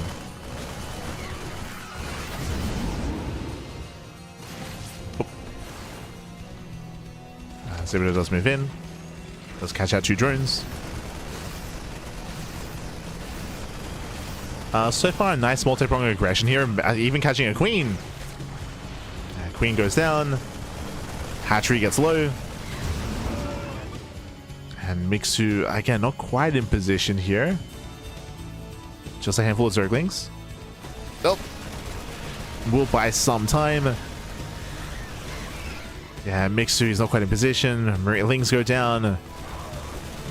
Hydra as well. Mixu's struggling. Struggling to defend. Double drop on this outside. Another queen gets picked up. Breaks up. Catching up some Hydras. Drops into the third. And this is all very necessary damage. Again, Clem was behind. He was behind, and Clem is clawing his way back into this game. Catching out 2 queens, a handful of drones, and iron mining, trading well against the Ling Hydra. This is all slowly adding up.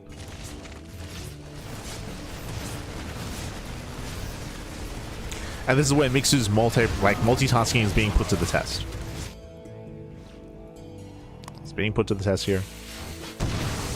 Ooh, some friendly fire. 5 SCV kills. I think it was 3 SCVs killed by the Baneling run by, and then another 2 from the Widowmine. Another 1 from the Widowmine.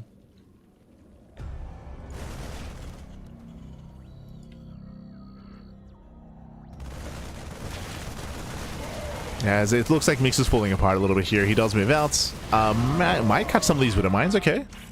1, 2, 3 Widowmines. Nice engage. Can he bear the mine shots? Ooh, drags the mine shots even. Ah, but there's no detection. Yeah, no detection. The Widowmines do survive. Drilling claws is done. At the same time, double drop into the main. Jump here towards the 4th. The 5th even. Baliness goes down. And again, Mixu cannot keep up. Not like this. Yeah, massive pickup. Mixu goes to the counter-attack instead. Can he break the mineral line? Can we move in? Keep going. Keep going. Por favor. Time is of the essence, Pat. He gets in. But it might be too late. Yeah, there are Marines here to respond. The Hydras go down as well. Does not kill the expansion. Yeah, it doesn't kill the CC. Likewise, Banelings are lacking. The Baneliness is not done. No Banelings. Pure Ling Hydra. Oh no. Oof. Yeah, more mine shots going off. Everything's flashing red. We're getting messy, Pappy. We're getting messy. Yeah, 16 drone kills. These drops are getting out of hand. At the same time, Mixu does take down the mineral line, but this was a very inefficient trade. Yeah, very inefficient. And with that, Mixu has nothing left. He has nothing left. Mixu's being cleaned up. He's just trickling into the army. And Clem, he maintains a higher SCV count. 4 bases. So more SCVs, even base count with Mixu. Mixu lost his 5th.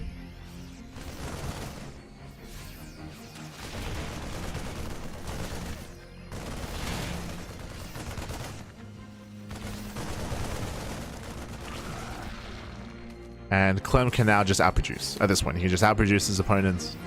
Outscale Mixu.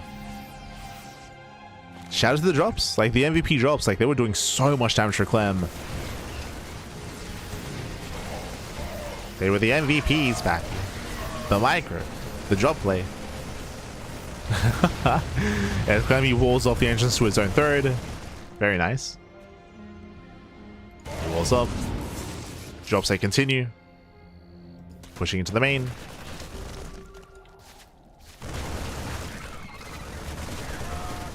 Oof. And there's still no Banelings. Remember, the Baneliness was sniped earlier, so Baneling production has been heavily delayed.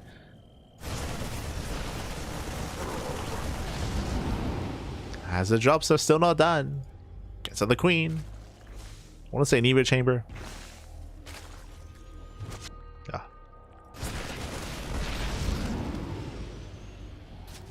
And with that, Clem is overwhelming. It's overwhelming. Getting ready for that final push. Are there any Banelings left? 0. There's 5 Banelings morphing in to harass across the map, so 0 Banelings to defend, which means this army cannot be dealt with. This army cannot be dealt with. Not with purely Ling Hydra. No shot. Clem sims up the ramp. Shows some eye shots. Oof. And Widowmines to connect with Zerglings. Just Hydra's left over. Clem is deflected. At the same time, 15 SCV. Okay. Very nice Baneling run by. Very nice. What's crazy here, Clem's still ahead. Clem is still up in workers. 54 to 52. So again, a very nice Baneling run by. Does catch Clem off guard. Still not enough damage. Unless we catch these medevacs. Ooh, full medevac goes down. Gets one. And gets one full medevac. Does commit. Second full medevac goes down as well. Again, that was maybe the best fight that Mixu could have hoped for. So he catches out 2 full medevacs. Pulls off the Baneling run by. Mixu's doing what he can. It's just the economy that's slowing him down. The economy. And GG gets called, and with that, Clem, he'll claim the series 3-0, advancing on to the grand finals. GG. Whew. GG, well played. Congratulations, Clem. He will claim the series. But a shout out to Mixu, because honestly, Mixu had the stronger early to mid game. Like, Mixu was ahead. I think something that I should emphasize, one of the reasons why we were praising Clem's drop play so much is because Clem was behind in this game. He was behind. He had a really rough start. He was committed with his Hellbat push. He had a late third expansion. He had a worse economy. He was down in bases, down in army supply as well. Like, Clem was looking very rough in that game. And then the drop play was able to allow him to catch up, keep up, and then excel, right? And then just surpass Mixu as drop play to get out of hand, killing workers, killing bases, killing queens, denying tech, denying upgrades, and then with that, Clem was able to recover from his deficits. GG. GG, well played. With that, congratulations, Clem. He'll advance on into the next round, and let's catch up with our players. So we're getting ready for the grand finals. Un momento. Here we go.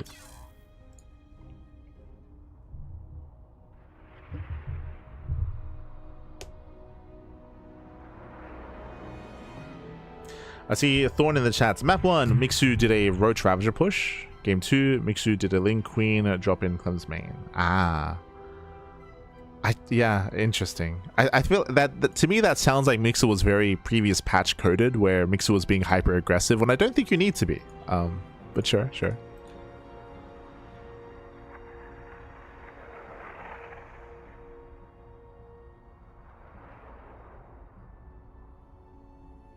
The best marine control, I think you can make an argument for that for sure. When it comes to Clem's bio control.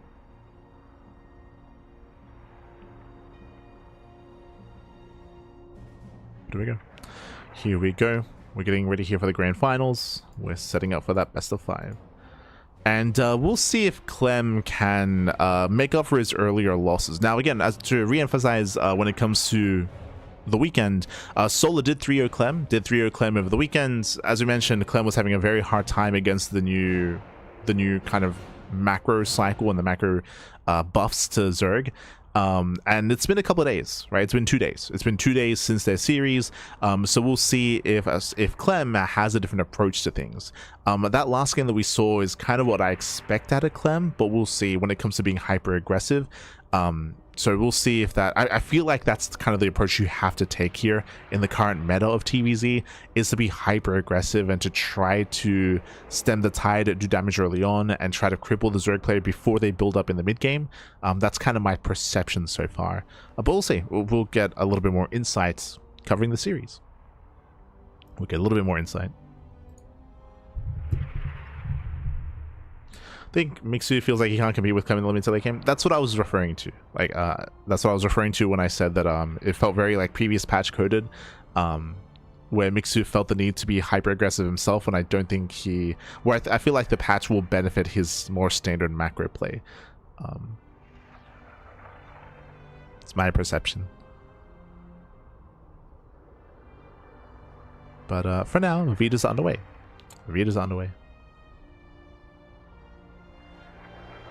Not the same match. True. This is not PTR2. This is as we mentioned before, there was like a shadow fix to the lava spawn rates to make it a little bit further here, which is why I'm curious to see like how it pans out. As I saw, ByuN did struggle quite heavily in his own series, which is what we expected. So that's why like my perception is still the same. If you remember, Maru, he was commenting on it, and he said that he can't tell the difference between PTR2 and the live version, in the sense that that the lava rate is still very, very high.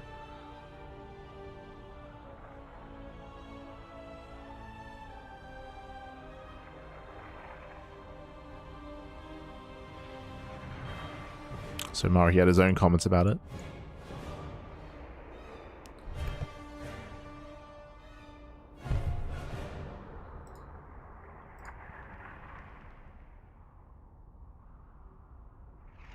Let's go. Let us go.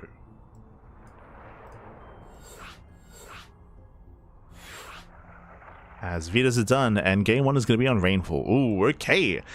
So this is kind of going in line of what we mentioned during the ByuN series. We're going to be loading into Rainfall, smaller map, aggression is more favored here, and again, we're expecting something more aggressive out of Clem, but we'll see. We'll see what kind of build we go for, whether we go for early timings or not.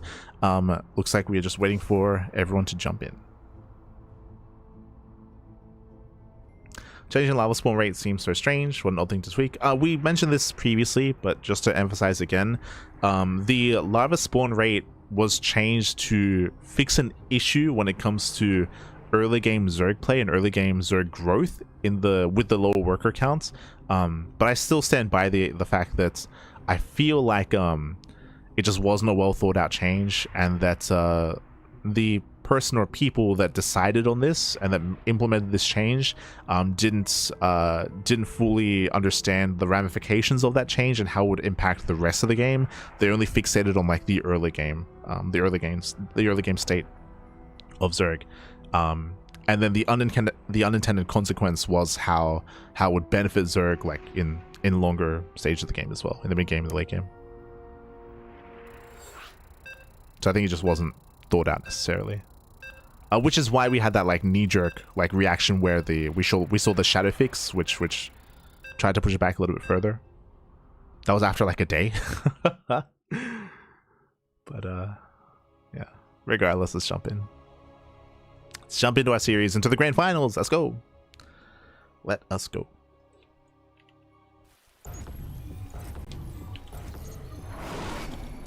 As spawning in the bottom right hand corner of Rainfall, we have the French Terran player, we have the Red Terran representing Team Liquid. It is Clem. And spawning in the top left hand corner, we have the blue Zerg player, we have the South Green Zerg, it is Solar. And if you're in the chat, you know what time it is Gamba time. Predictions are open. Place your bets on who you think will claim the series. Best of luck in the chat as we dive into our best of 5 grand finals. Let's go. Let us go. And as we mentioned before, this is a rematch. Over the weekend, Clem was 3-0'd by Solar, but that wasn't a previous iteration of the patch. It was like a 0.5 second difference when it comes to lava spawn. If you recall, it was 9 seconds, and then it has since been moved to 9.5. So 0.5 seconds. Is that enough? And again, we'll see how Clem has kind of adjusted his mindset when it comes to this series, when it comes to this matchup, I should emphasize. We'll see. Now, welcome on to Rainfall. Rainfall, we did compare this map to Tourmaline previously. A very short rush distance by ground, a very open third locations, very open fourth locations, and an open area in between the bases as well, which can be detrimental if you can take over control of that central location. Pool first out of Solar. Oh, okay. If you remember, we saw this out of Solar on Old Sun Temple against ByuN. My perception of going pool first like this is a very safe way to play. I believe Solar is trying to hard counter a proxy. Like if Clem went for a proxy, if he went for like an all-in, then Solar would be able to shut it down. This will slow down Solar's economy early on. We can see that Clem is opening up standard. So standard open out of Clem. Now, there is a way to get damage with this, of course, with the early pool, but it's going to be Queen into gas. We have a handful of links on the way. If these links can bypass the Reaper, then they might be able to delay the CC and might be able to do some economic damage. We'll see. As here comes that command center.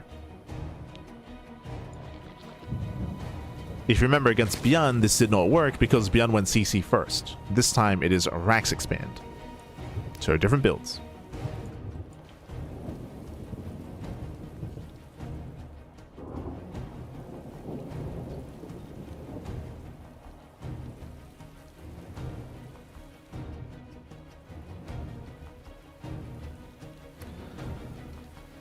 It's a different build. Reba does break in.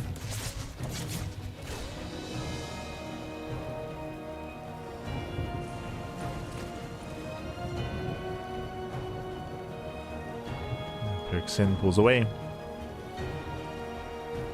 And so far, the Lings are just back at home to defend, so they don't get across the map. In the end, Solar, he will deflect the army, will deflect the Reapers.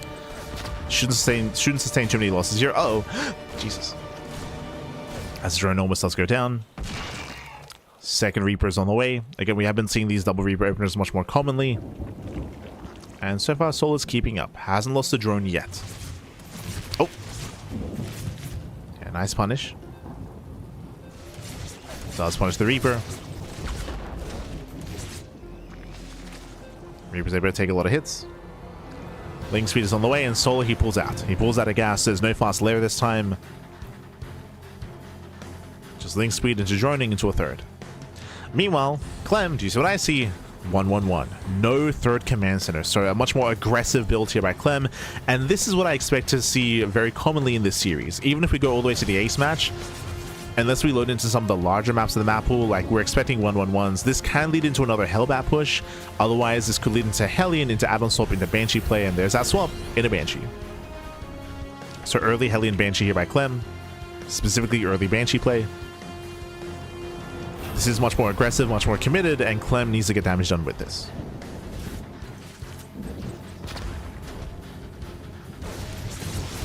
Work is being researched. Clem pokes in. Diving on the queen, does get one. Nice pickup. One queen goes down, does try to break into the mineral line. And Solar's trying to keep up. You'll lose the drone. Lose one, two workers. Just two. Yeah, two workers go down. Solar does scout the main base, confirms the 1-1-1, confirms the Cloak Banshee. Solar, he sees all, he knows all. And it's on Solar to get ready back at home. Does go lair first. So lair first will allow for a faster Overseer. Spores will soon be thrown down. Clem looks for a way in. Is deflected. Still reinforcing. Still committing with extra Hellion production. Oh my god. Getting up to 8. It's going to be up to 10 Hellions in total made this game. Did lose 2 earlier, of course. Here come those Banshees. Spores, they should finish in time, but there is still going to be micro potential available here for Clem. Ooh, as we do go for a Link counterattack at the same time, Clem is moving in with the Hellions. He's deflected. Lings, they do slip in. They attempt to delay the third. Yeah, some messy control here from Solar. Gets an SCV. Gets 1, 2 SCV kills, nothing major, but does distract. Yeah, he distracts the Banshee, actually turned back around. Hellions as well. 3 ACV kills. Did not delay the CC. It's a little bit messy. Solo going Ling Bane Muta? Oh. Not rushing Lair, but is going into Muta play. That is very risky.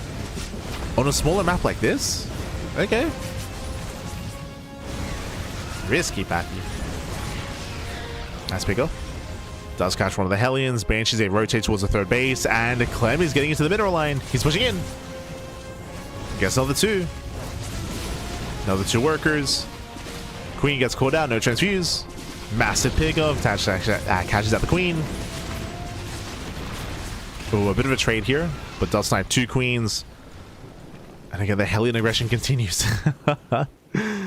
Clem will hold, but Solar will hold, but this is a messy defense. This is a messy defense. Oh, no transfuse. Off of creep. Oh no. Oh my god, so clutch. Yeah, very clutch defense here. Queen pulls away. Solar barely holds on. And Clem will claim a 3rd base. Solar needs a 4th. Yeah, 4th base is late. Has been delayed for Solar due to all the aggression and due to Clem applying so much pressure. So Clem delayed the 4th. Likewise later Eva Chambers, but it was a faster Spire to be fair. Now, a couple of things here. Because of the commitment into Mass Hellion and the Banshee as well, it does mean that the Bio Army is going to be a little bit more delayed. Medevacs as well. But we'll see if the Mutas can find damage. This was a risky maneuver here from Solar. You saw that it was a very clutch defense. Solar defended with a bare minimum. And in the end, he lost 5. He lost 5 drones. 5 drones. More importantly, 3 queens were killed. So these were some heavy losses here for Solar. And we'll see if he gets away with the Mutas. Does he get away with it?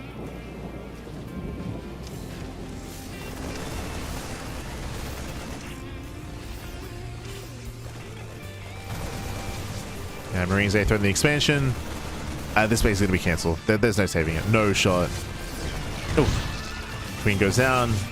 Laser check laps in. Meanwhile, 8 SCVs go down. 9 SCVs. Heavy losses here for Clem. Does catch a queen. Gets one. Micro on 2 fronts. So Solo does slip up. Losing an extra queen. The wide shot. Oh my god. Friendly fire. And Solo holds. Solo he defends back at home. He gets 10 SCVs across the map. Meanwhile, at the same time, does pick up a Hellion. Solo harassing, finding more damage. And this is getting a hand. Again, it was such a risk to go into mutas. And he will. Oh no, the wide shots. Oh my god. Does take the wide shots to the face. That was how many? That was 4. 4 mutas going down. 5 mutas left. Oh, SCVs, they come back too soon. No, they come back too soon. Catching out 2, 3 more SCVs. And a Hellion. We're getting messy. But for the most part, Solo's in a better position. Solo's in a better position. This time he does notice the Winter Mines. He pulls away with the mutas. Solo, he does retain the 4th base. I thought this was a dead 4th, by the way, but because it was saved and Solo got away with mutas as well, Solo gets away with everything. And now he's reaching peak economy. 80 plus workers. 85 drones. 85 drones. Now he can fixate purely on Lingbane muta. Clem is moving out. But it's going to be a much more difficult engage here for Clem. Mutas go for the backstab. Clem moves in. I was just looking for any kind of hidden Widow Mines. Up. Speaking of, Widow Mines will defend. They try to zone. At the same time, Hatchery under fire. Can we bait out any of the mines? Can we bait them? The answer is no. Solo doesn't even try. Yeah, Solo doesn't try to engage. He evacuates. He gives up on the 4th base. Nice pick up at a Clem. Oh, dropping into the... He's crazy. He's dropping into the main. Oh my god. Calm down, Clem. Calm down.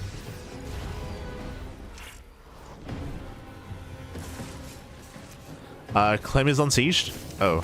He's unsieged! Yeah, bangs are roll in. Widow Mine's gonna be going down. Yeah, he shuts down 3, 4, 5 mines. Not a single mine connects. Clem. Heavy overextension here from Clem. Yeah, he overextends. Heavy losses.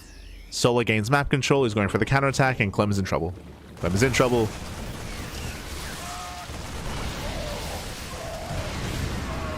Oh, we get some okay. Oh god, the friendly fire.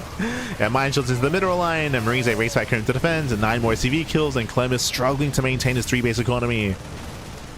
Remember, as we mentioned, Solo, he's at 81 workers. He's reached peak economy. He can just fix that on purely army production. Solo did lose his 4th base, and that did slow him down a little bit. Did slow him down. Creep is still lacking here. That's the one thing going Clem's way, is because of lack of creep, it does make it more difficult for Solo to engage with the army. Does make it more difficult. Then rotates to the top side.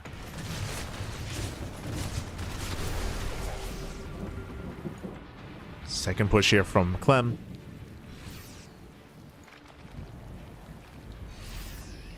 And Solo's trying to split up.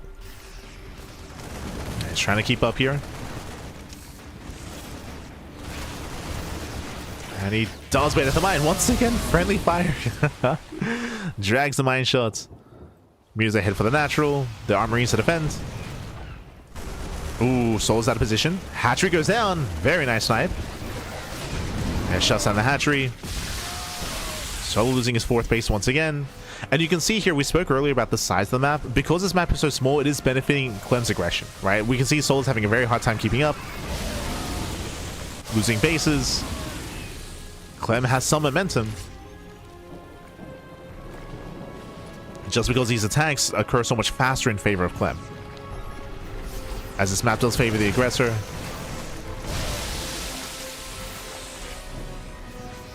But Solo gets across the map. Mineral line is exposed. Turret falls. Massive losses here for Clem. Bailey's are rolling in. Yeah, Bailey's they roll in. Show some mine shots. Yeah, mine shots do not connect. Better shot towards the end, but Solo's done it. Solo he has done it. He has broken the 3rd base, and he has broken Clem, the main army. Clem was all in, and the all in has failed. The all in has failed. Was he 8-raxing? No, not even. Yeah, he had 5 raxes back at home. With that, this is all that Clem has left. It was impressive aggression, don't get me wrong. Like, he was fighting damage, but not enough. Unfortunately, as we mentioned at the time, Solo got away with saving his first 4th base. He got away with Muta play as well. He was doing so much damage across the map. And Clem, he's now lifting up his main. That's how desperate he is. Lifting up the main base, doing what he can. Solo's maxed.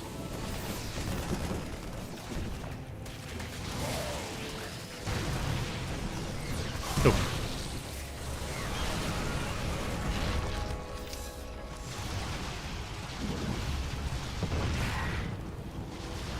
With that, Solo overwhelms. Clem is moving out for one final push. One final move out. Just a trade. Just do what he can. Let's just...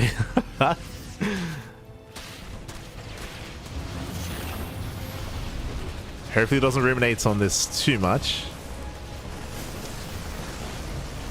Again, he did well for himself, considering like the factors working against Clem. Did well for himself. Oh, even here. Juicy mind shot. Juicy connection. Likewise, even here, as Solar doesn't react, a lot of drones going to be going down. Like, this is nice, but no, but there it is. Says Solar does take game number 1. GG. GG, well played. Solar, he will take a lead in the series, and we'll see how Clem will approach the rest of these games. Now, what I will say here is that, again, Clem, when it came to his move-outs, when it came to his drop play, he was getting some damage. Early on he wasn't. Like the most important moment was when Clem failed to break the 4th. That's kind of what we emphasize. The moment that 4th base was saved, Mutas got up and running, and Solar droned up to 81. He droned up to 81 workers. I think it was actually 84, like around 84 workers.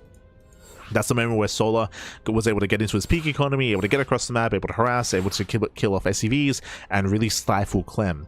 Now, my concern about this game is that Clem, he was able to hold his own a little bit later on and have some decent trades, but again, he was just playing from behind. Rainfall is the best map to be aggressive on. Outside of Rorschach, like Rainfall and Rorschach, those are the most aggressive maps. The map is helping Clem be aggressive like that, which is why we saw a bit of a back and forth.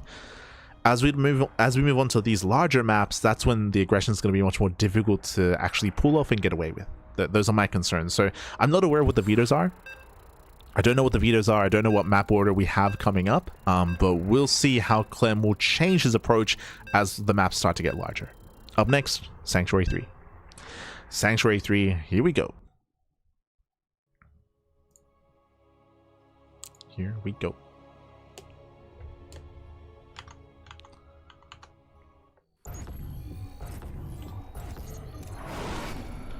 Spawning in the left-hand corner of Sanctuary 3, we have the French Terran player. We have the Red Terran representing Team Liquid. Down in the series, we'll see if we can bounce back and make a series out of this. It is Clem. And spawning in the top right-hand corner, we have the blue Zerg player. We have the South Korean Zerg leading the series 1-0. It is Solar. Here we go. Ooh, okay, so welcome one and all to Sanctuary 3. Sanctuary 3 does have some aggressive tendencies, that is true. The rush distance from 3rd to 3rd is relatively short. You can also take over this low ground position here in between the bases as well. But for the most part, I would say the 3rd base is relatively secure. It's on the high ground, likewise Natural's on the high ground as well. And there are slow zones and choke points to try to stifle a push across the map. So because of that, I do favor Zerg more on this map than Terran compared to Rainfall. But a lot of this will come down to Clem's build of choice. Remember, last game, Clem went for a 1-1-1, went for a late 3rd CC, which is why when Clem failed to do damage, it was a worse position for Clem because he was so aggressive and so committed. Then things kind of slowly just unraveled and snowballed out of control. Coming into Sanctuary 3, there's a higher chance that we do see an economic build out of Clem, that we see a faster 3rd instead, or maybe even a greedier build. We'll see. As I mentioned before, I'm curious to see how Clem's approach evolves throughout the course of the series. My opinion so far in this patch is that Terran players need to be extreme. They need to be either hyper greedy or hyper aggressive, one of the two. Playing standard is not going to cut it. Not at this level of play. But again, that's just my perceived opinion from a couple of days of the patch, of the previous PTR and this patch as well. We'll see if that holds any water, if that holds any weight.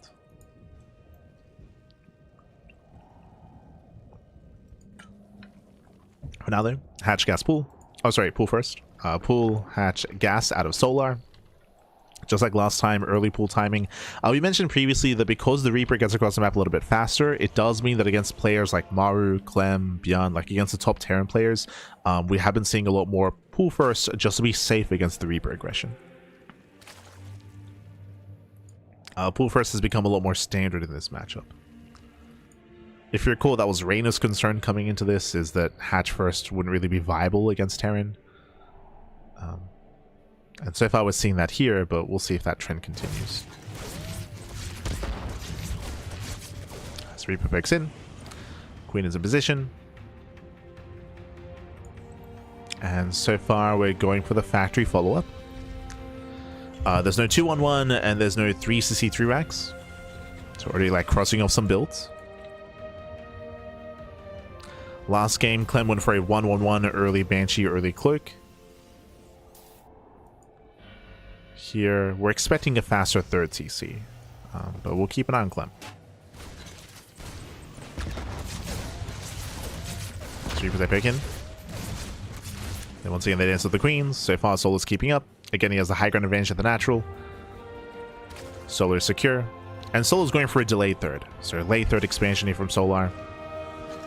Oh, Reapers get behind the mineral line, okay. Oh, does not get the drone. Quick morph in there from Solar, very nice. Reacts well.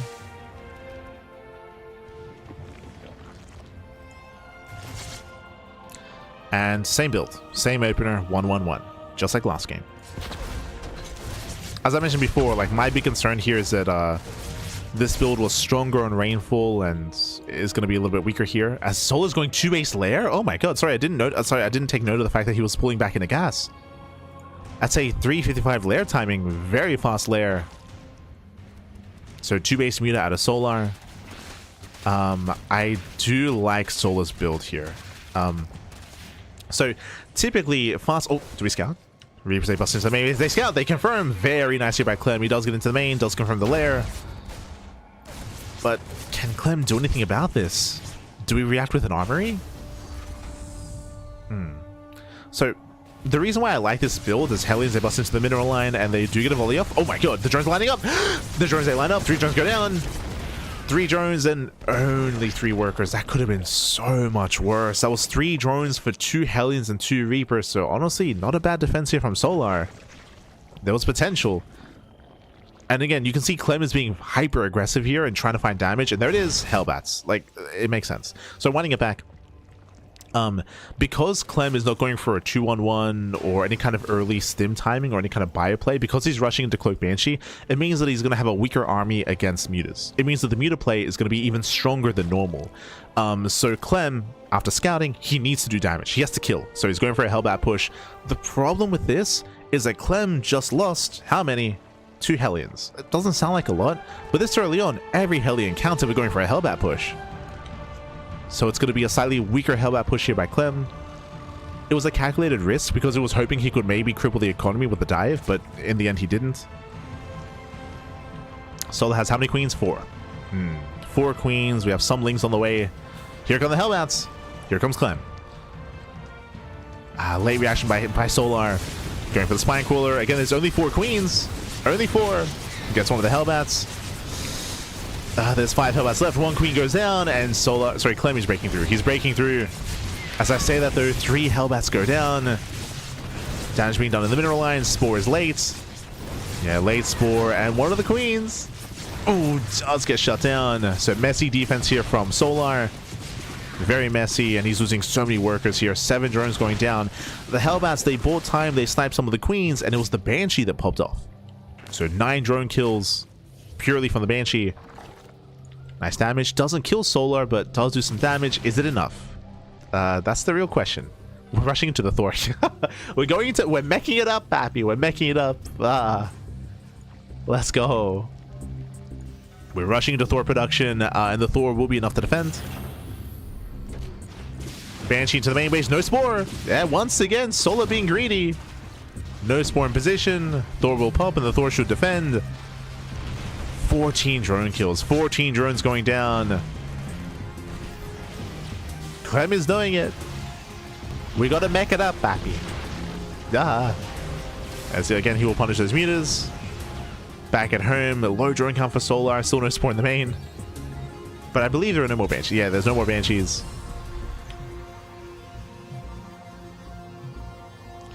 Now, Clem would be in an amazing position if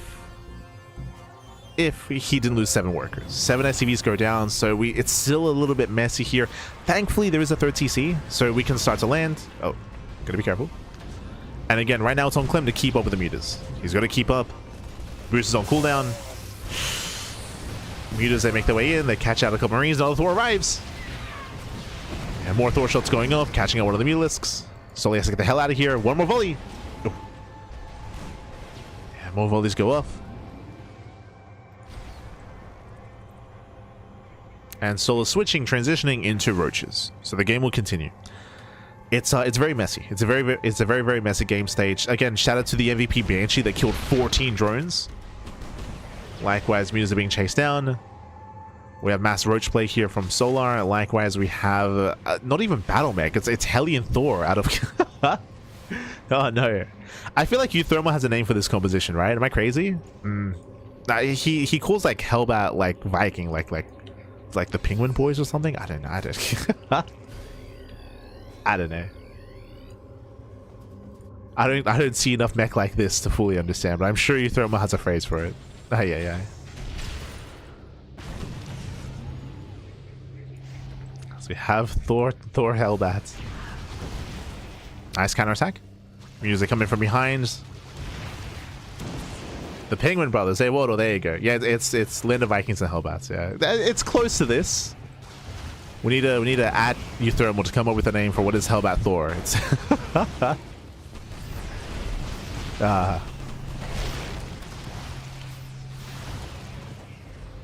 It's so far, 6 SCVs. At this point, we're bleeding out mutas, but that's fine, right? At this point, muta play is less viable because there are so many Thors that it really matter too much. To trade them for SCVs is good. And Solar, he's building up into what looks to be a 3-base all-in. No fourth expansion. Solar does cut works at 55. Solar intentionally is not droning. He's not droning up. We're building up a massive amount of Roach Ravager, and Solar's here to end the game. He's here to end it. And there's 2 tanks. 2 tanks to defend. Only 3 Ravagers. No, sorry, 6. There's 6 Ravagers morphing in. Shows the Biles. Yeah, Biles on one of the tanks. 1 tank goes down. There's 1 tank left. Music go for the dive. Yeah, they try to go for the dive. The boys are being pulled as well. And can we bile down the tank? We can. Oh my god, the final tank falls. And Solar's done it. Solar, he has done it. He overwhelms the Thors. 1, 2, 3 Thors go down. 1 Thor barely survives. Hopping on micro. There's 1 tank on the high ground as well. Shows the Biles. There they are. The Biles, they shut the tank and the medevac as well. And with that, Solar, he will snowball out of control. He breaks the expansion. We do see a scan looking at the economy. Clem confirms it was an all-in. Less saturation, less workers at the 3rd. So a 2.5 base all-in out of Solar. And again, it was messy. Like Clem, he killed 14 drones at the start of the game. That was insane. And it was good damage. It just forced an all-in, right? It forced an all-in out of Solar, and with that, Solar he overwhelms. He breaks through the main army, gets on top of the tanks, gets into the mineral lines. We see Clem microing his heart out here with what little he has, trying to at least. Oh, we lose another tank. He's got 2 tanks and 2 medevacs back. Let's go. Oh no. He's doing the Terran thing. He's just hyper microing 2 units. I mean, hey, it's working. He does that trade. Dodges the shots. Clem is still dead, by the way, but the 1 medevac that could. Let's go.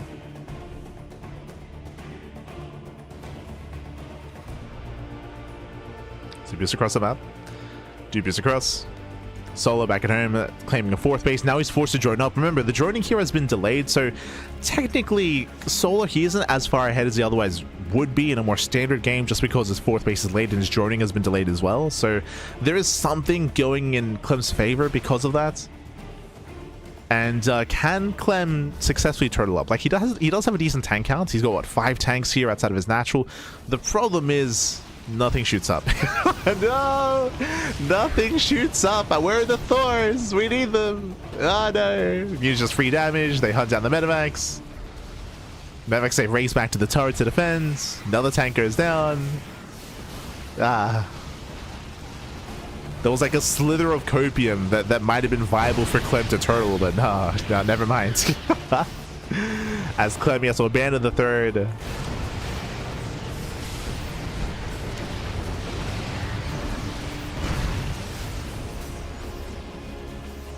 Ah.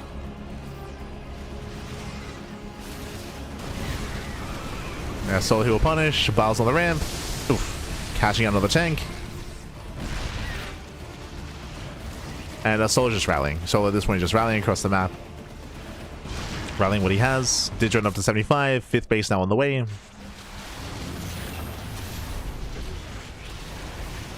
Do you have a couple of Vikings at least? We got 2 Vikings.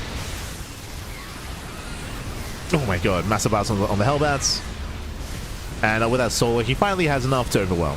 Just overwhelm the Hellbats. GG, and Solar, he will take a 2-0 lead in the series. Ah.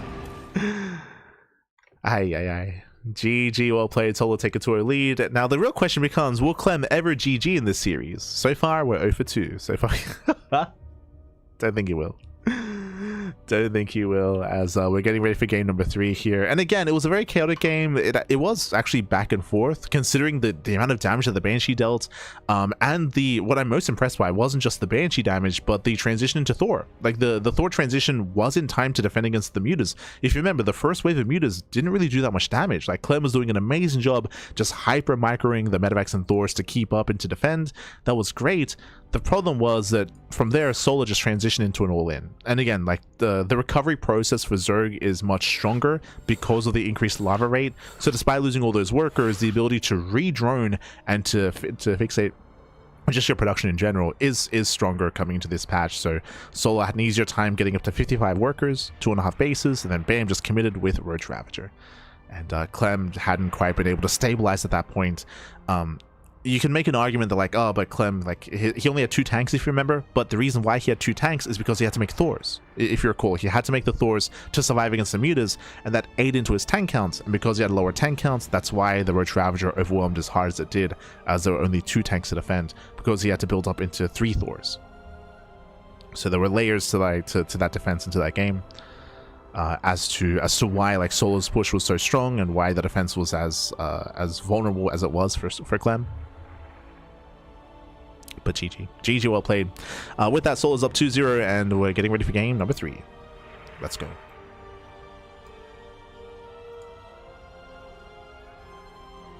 Let's go. So he's like, can we see the bunny? I don't have bunny cam at the moment. Don't have bunny cam. But they're very cute. The bunnies. In the YouTube chats, this is on the new patch. Yes, the last 2 casts that we've had have been on the new patch. So last night's Sparkling Tuna Cup and today's PiGosaur Cup, they're both on the new patch. They're the first 2 tournaments on the patch as well. First 2 tournaments on the patch, and we did cover both. Let's go. Game 3 is going to be on lockdown. Oh boy. Lockdown, I would say a bit of a more medium-sized map here. Does have its own unique factors, which can impact the mid to late game. I don't think we're going to get there, though. I mentioned this earlier, that I expect extreme games here, and I expect mainly aggression from Terran, and we've been seeing that out of Clem. I don't expect to see any mid to late game play. We'll see if that changes, though. We'll see if we can experience some of that. We shall see. Because there are some interesting features when it comes to this map, if we can get that far, but again, we'll see. Fingers crossed, Pappy. Fingers crossed. This is where Clem just proxy 2 Rexes. This is where this is where he's just had enough. Yeah. Spawning in the bottom hand corner of lockdown, we have the French Terran player. We have the red Terran representing Team Liquid. Down heavily in the series, and we'll see if he can find his way back as... Oh, we called it.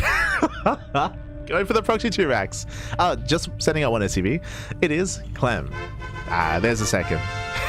God damn it. And spawning in the top right hand corner, getting proxy 2x, we have the South Korean Zerg player. We have the blue Zerg leading the series 2-0. It is Solar. Is it a problem when we can get into the mind of Clem? Is that... Oh no. Suddenly I want to baguette. As we have our proxy 2x. Now Solar has been opening up pool first every game so far, so we're expecting a pool first spear here at Solar. Bearing in mind that we also have a ramp coming into the natural, so this will allow for a stronger defense at the natural base as well. If Solar can get his spine coolers up and running and muster up a defensive setup here, then it will be more difficult to break. Bear that in mind, that the ramp does allow for a greater defensive advantage. Gas first? Oh, the read. So this isn't just a pull first build. Because the early gas, this means that Solar can go into early roaches. This means that if Solar defends against this, we can just go for a roach all in right after. Like we can just, assuming that we don't go into link speed. But a much more tech heavy start here. And much more aggressive out of Solar. There's a world where Solar might just cancel the natural because this hatchery is going to be so late. There's not going to be really much health and progression on the hatchery, so he might just cancel the hatchery and then just go for a one base all in. And Clem won't have anything at home to defend. If that were to be the case, we'll see. We'll see what the gas is going to be spent on. We'll see. I'm leaning towards roaches, but eyes are on Solar. The Overlord does spot the SCVs. Solar knows. Solar's aware. Link speed. Okay. Not going for roaches, going for link speed.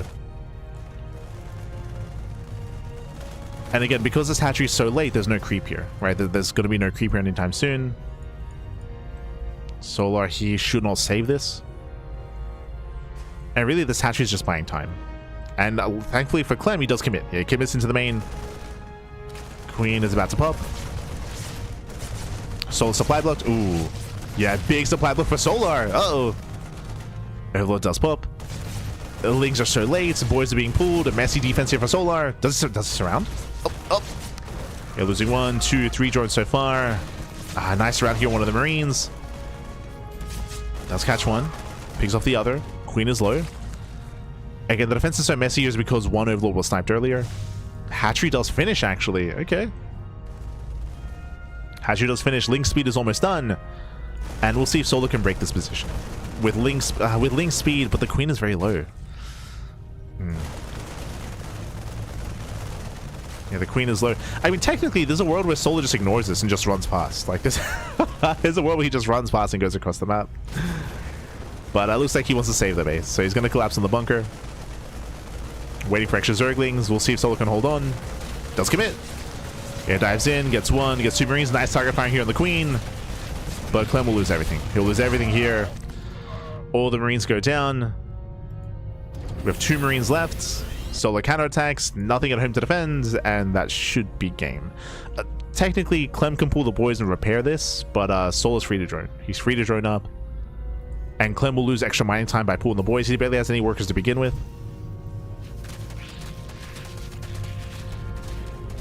Production's racing back home.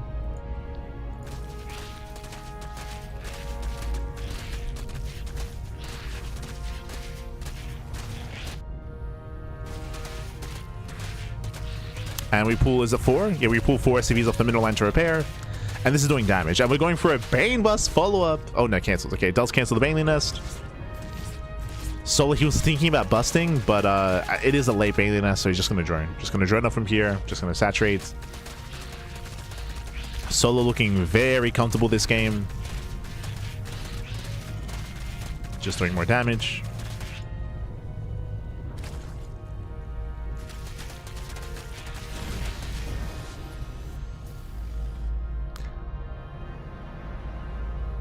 Oh boy. Now, the one chance that we're going for here, it is going to be a starboard follow-up. We can maybe try to go into Cloak Banshee, and there's a chance that maybe Solar, he neglects detection, and some Cloak Banshees can pop off, or, you know, Clem can meme it up and go for like a Fusion Core and go into BC, or we like this. There's maybe like some potential for like some cheeky way to get some damage done. Yep, speaking of, we are memeing it up. We're going Fusion Core, we're going BC. See, in my brain, I just thought to myself, what would Hon Mono do? What would Hon Mono do? Would be rush BC.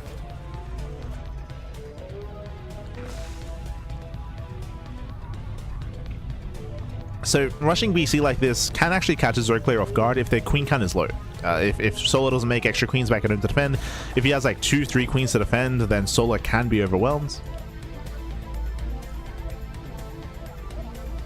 So that's the one thing that Clem is hoping for. He's just gambling that, hey, if you have a low queen count, if you don't scout the main, if you don't have a spore, then maybe we can like sneak out a win.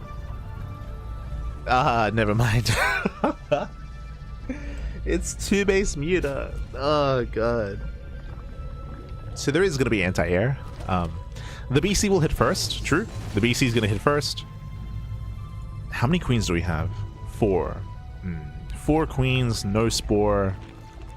Overseer moves in, does confirm the tech lab. He sees, he knows. And he even confirms the fusion core. Oh, so Solar's fully aware. Starts up extra queens, throws down the spores as we speak. There is no surprise factor. And we even have the setup for mutas or even for corruptors if need be. It's a 1 base all in. No, we were curious if we were going to see a repeat between Clem and Solar from the weekend, and the answer is yes. I say that score-wise, it's looking to be the case, but the games were very different, right? My assumption was that we were going to see hyper-aggression out of Clem because you have to go for all-ins now against Zerg, and that's what we saw. We saw hyper-aggression, right? Game 1, we saw like Hellbat push. Game 2, we saw the attempted mech and the Banshee aggression in Game 2 with a Hellbat response. Game 3 here we see proxy Churax into BC rush. Like that's kind of like the kind of play that we're expecting in a general sense. The mule Bappy, let's go. Yeah, with that GG there out of Clem, and Solar, he will claim the series 3-0. He will be this week's PiGosaur Cup champion. GG. GG, well played, Solar. He will claim another 3-0 over Clem, and again, Clem is he's very upset about said series and about said games. I mean, Clem has been very vocal. Has been very vocal about it, as many people have been, of course. Currently, ZVT is in a state where playing standard and playing macro isn't really viable. I say isn't really viable. I should say that Zerg players have an easier time defending, have an easier time building up, and have a stronger time in the mid to late game.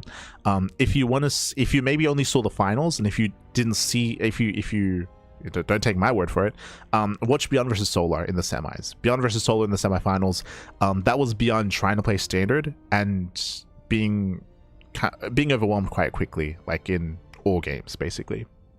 Where ByuN, he went for more standard timings and built up into like these 7-minute pushes, into these 2 tank pushes as well, and he could not touch Solar's economy, right? Because Solar's growth was so great when it comes to building up his own economy and building up his army. ByuN couldn't really threaten Solar, and Solar was looking very comfortable against ByuN in much more standard ZVT. So here we see instead the other side of the spectrum, something much more aggressive out of Clem, much more aggression, and we saw some chaotic moments for sure, but yeah, it feels like this is kind of what we should be seeing from Terran, more or less. We'll see, because even like Maru was struggling, right? Like Maru, he was struggling against mid to late game Zerg as well. Maru was having a hard time, and if Maru is struggling, if Clem is struggling, and if ByuN is struggling, like Cure, are we looking at Cure to maybe find a way through? Yeah, it seems to be the case here.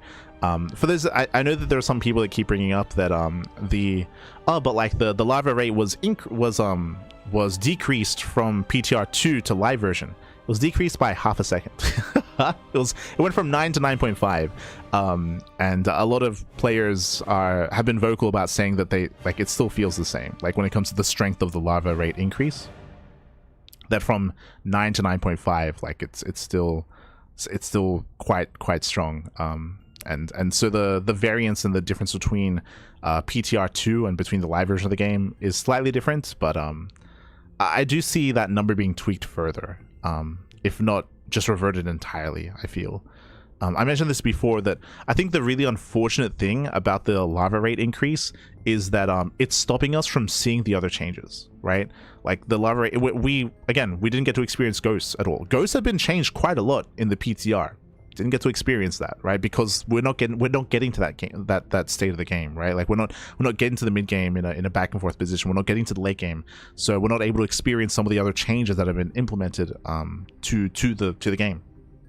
It's similar in ZVP, where we're not able to experience some of the other changes as well. I will say that a hero did actually look decent last night. He looked pretty good against Shin, and we had a back and forth there as well. But even Hero, I mean, it's maybe partially because Hero doesn't really have much experience in the live version of the game, but he kind of ran out of builds, and he was kind of freestyling towards the end and didn't really know what to do. There's definitely a learning curve right now for Protoss because of the gateway changes, but I would like to see that explored a little bit more. And right now it feels like the lava change is kind of overshadowing everything, right? So it's just not allowing us to like experience what the rest of the patch has to offer, to see what works and what doesn't work, and to provide feedback and to maybe make some changes. But regardless, with that GG well played. Congratulations here to Solar. Congratulations. Congratulations. Haven't seen Clem 3 in a while. 2 days ago. Yeah, over the weekend. Oh. But with that GG well played. With that, congratulations here to Solar for claiming the series. And again, this is day 2 of the new live version of the game. It's still only day 2, and of course, you know, we're going to be covering a lot of tournaments coming up to cover this patch even further. Personally, I want to believe that we most likely are going to get like an amendment patch, like a hotfix that will adjust some of these numbers. When and if that happens, so yet to be determined. When it comes to our future events, future casts here on the channel, we can switch our scenes over here towards our schedule. Un momento, there we go. We just wrapped up with our morning cast of PiGosaur Cup, Wednesday morning. This evening, we're going to be live with the podcast. We'll be going over the patch notes and going over the David Kim interview. Shout out to Harston, by the way. Harston, he had a very good interview with David Kim. So going to be discussing that as well, among other things. Let's have a look here. What are our topics for tonight? Tonight is going to be the David Kim interview, is going to be True Neeb's return, the StarCraft Evolution PTR, and patch notes, and tournament results as well. And all the tournament results. So there's a lot to get into, there's a lot to discuss.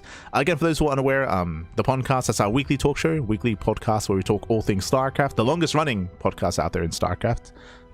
As we have surpassed PyLon a long time ago, the PyLon show. So if you're interested, you can tune in there. If you're interested, otherwise, thanks for watching. Thank you so much for the support. The rest of the week, Thursday, Friday, Saturday, Sunday, ByuN Cup. ByuN Cup is a big event, a big offline event happening in China, a big Legends event with players like Innovation, Fantasy, Trap, Scarlet, Neeb is going to be there, Oliveira, and many others. So basically a bunch of old school retired players that haven't played in years are going to be returning to compete in China in ByuN Cup, on of course the live version of the game. It's going to be a lot of fun. It's going to be a blast, I'm sure. So look forward to it. True Impact. I keep forgetting Impact is going to be the my Impact pack. Let's go. I was of course, as an Axiom boy, I was a massive Impact fan back in the day when he joined Axiom, and then later SKT. So much love for Impact. Nowadays, he's a bodybuilder and he's a model, which is crazy, by the way. Impact out of all players to turn into that, it's insane. So really cool to see Impact also playing. And I do know that a bunch of Sue's going to be there and a bunch of others, and I know they're all practicing for the event. Don't expect necessarily the highest level of play, but more nostalgia and more of like a fun tournament, seeing these older players that have moved on come back to StarCraft for a bit and experience it again. And yeah, I look forward to it. Still look forward to it. The nostalgia, papi. It's gonna be great. Otherwise, thanks for watching. Thanks so much for the support, and we'll see you guys next time. Until then, take care. We'll be giving another StarCraft streamer a raid. We'll find someone to send everyone over to. Otherwise, thanks for watching, and we'll see you guys tonight for the podcast or tomorrow for ByuN Cup. See you then. See you then, Pappy. See you then.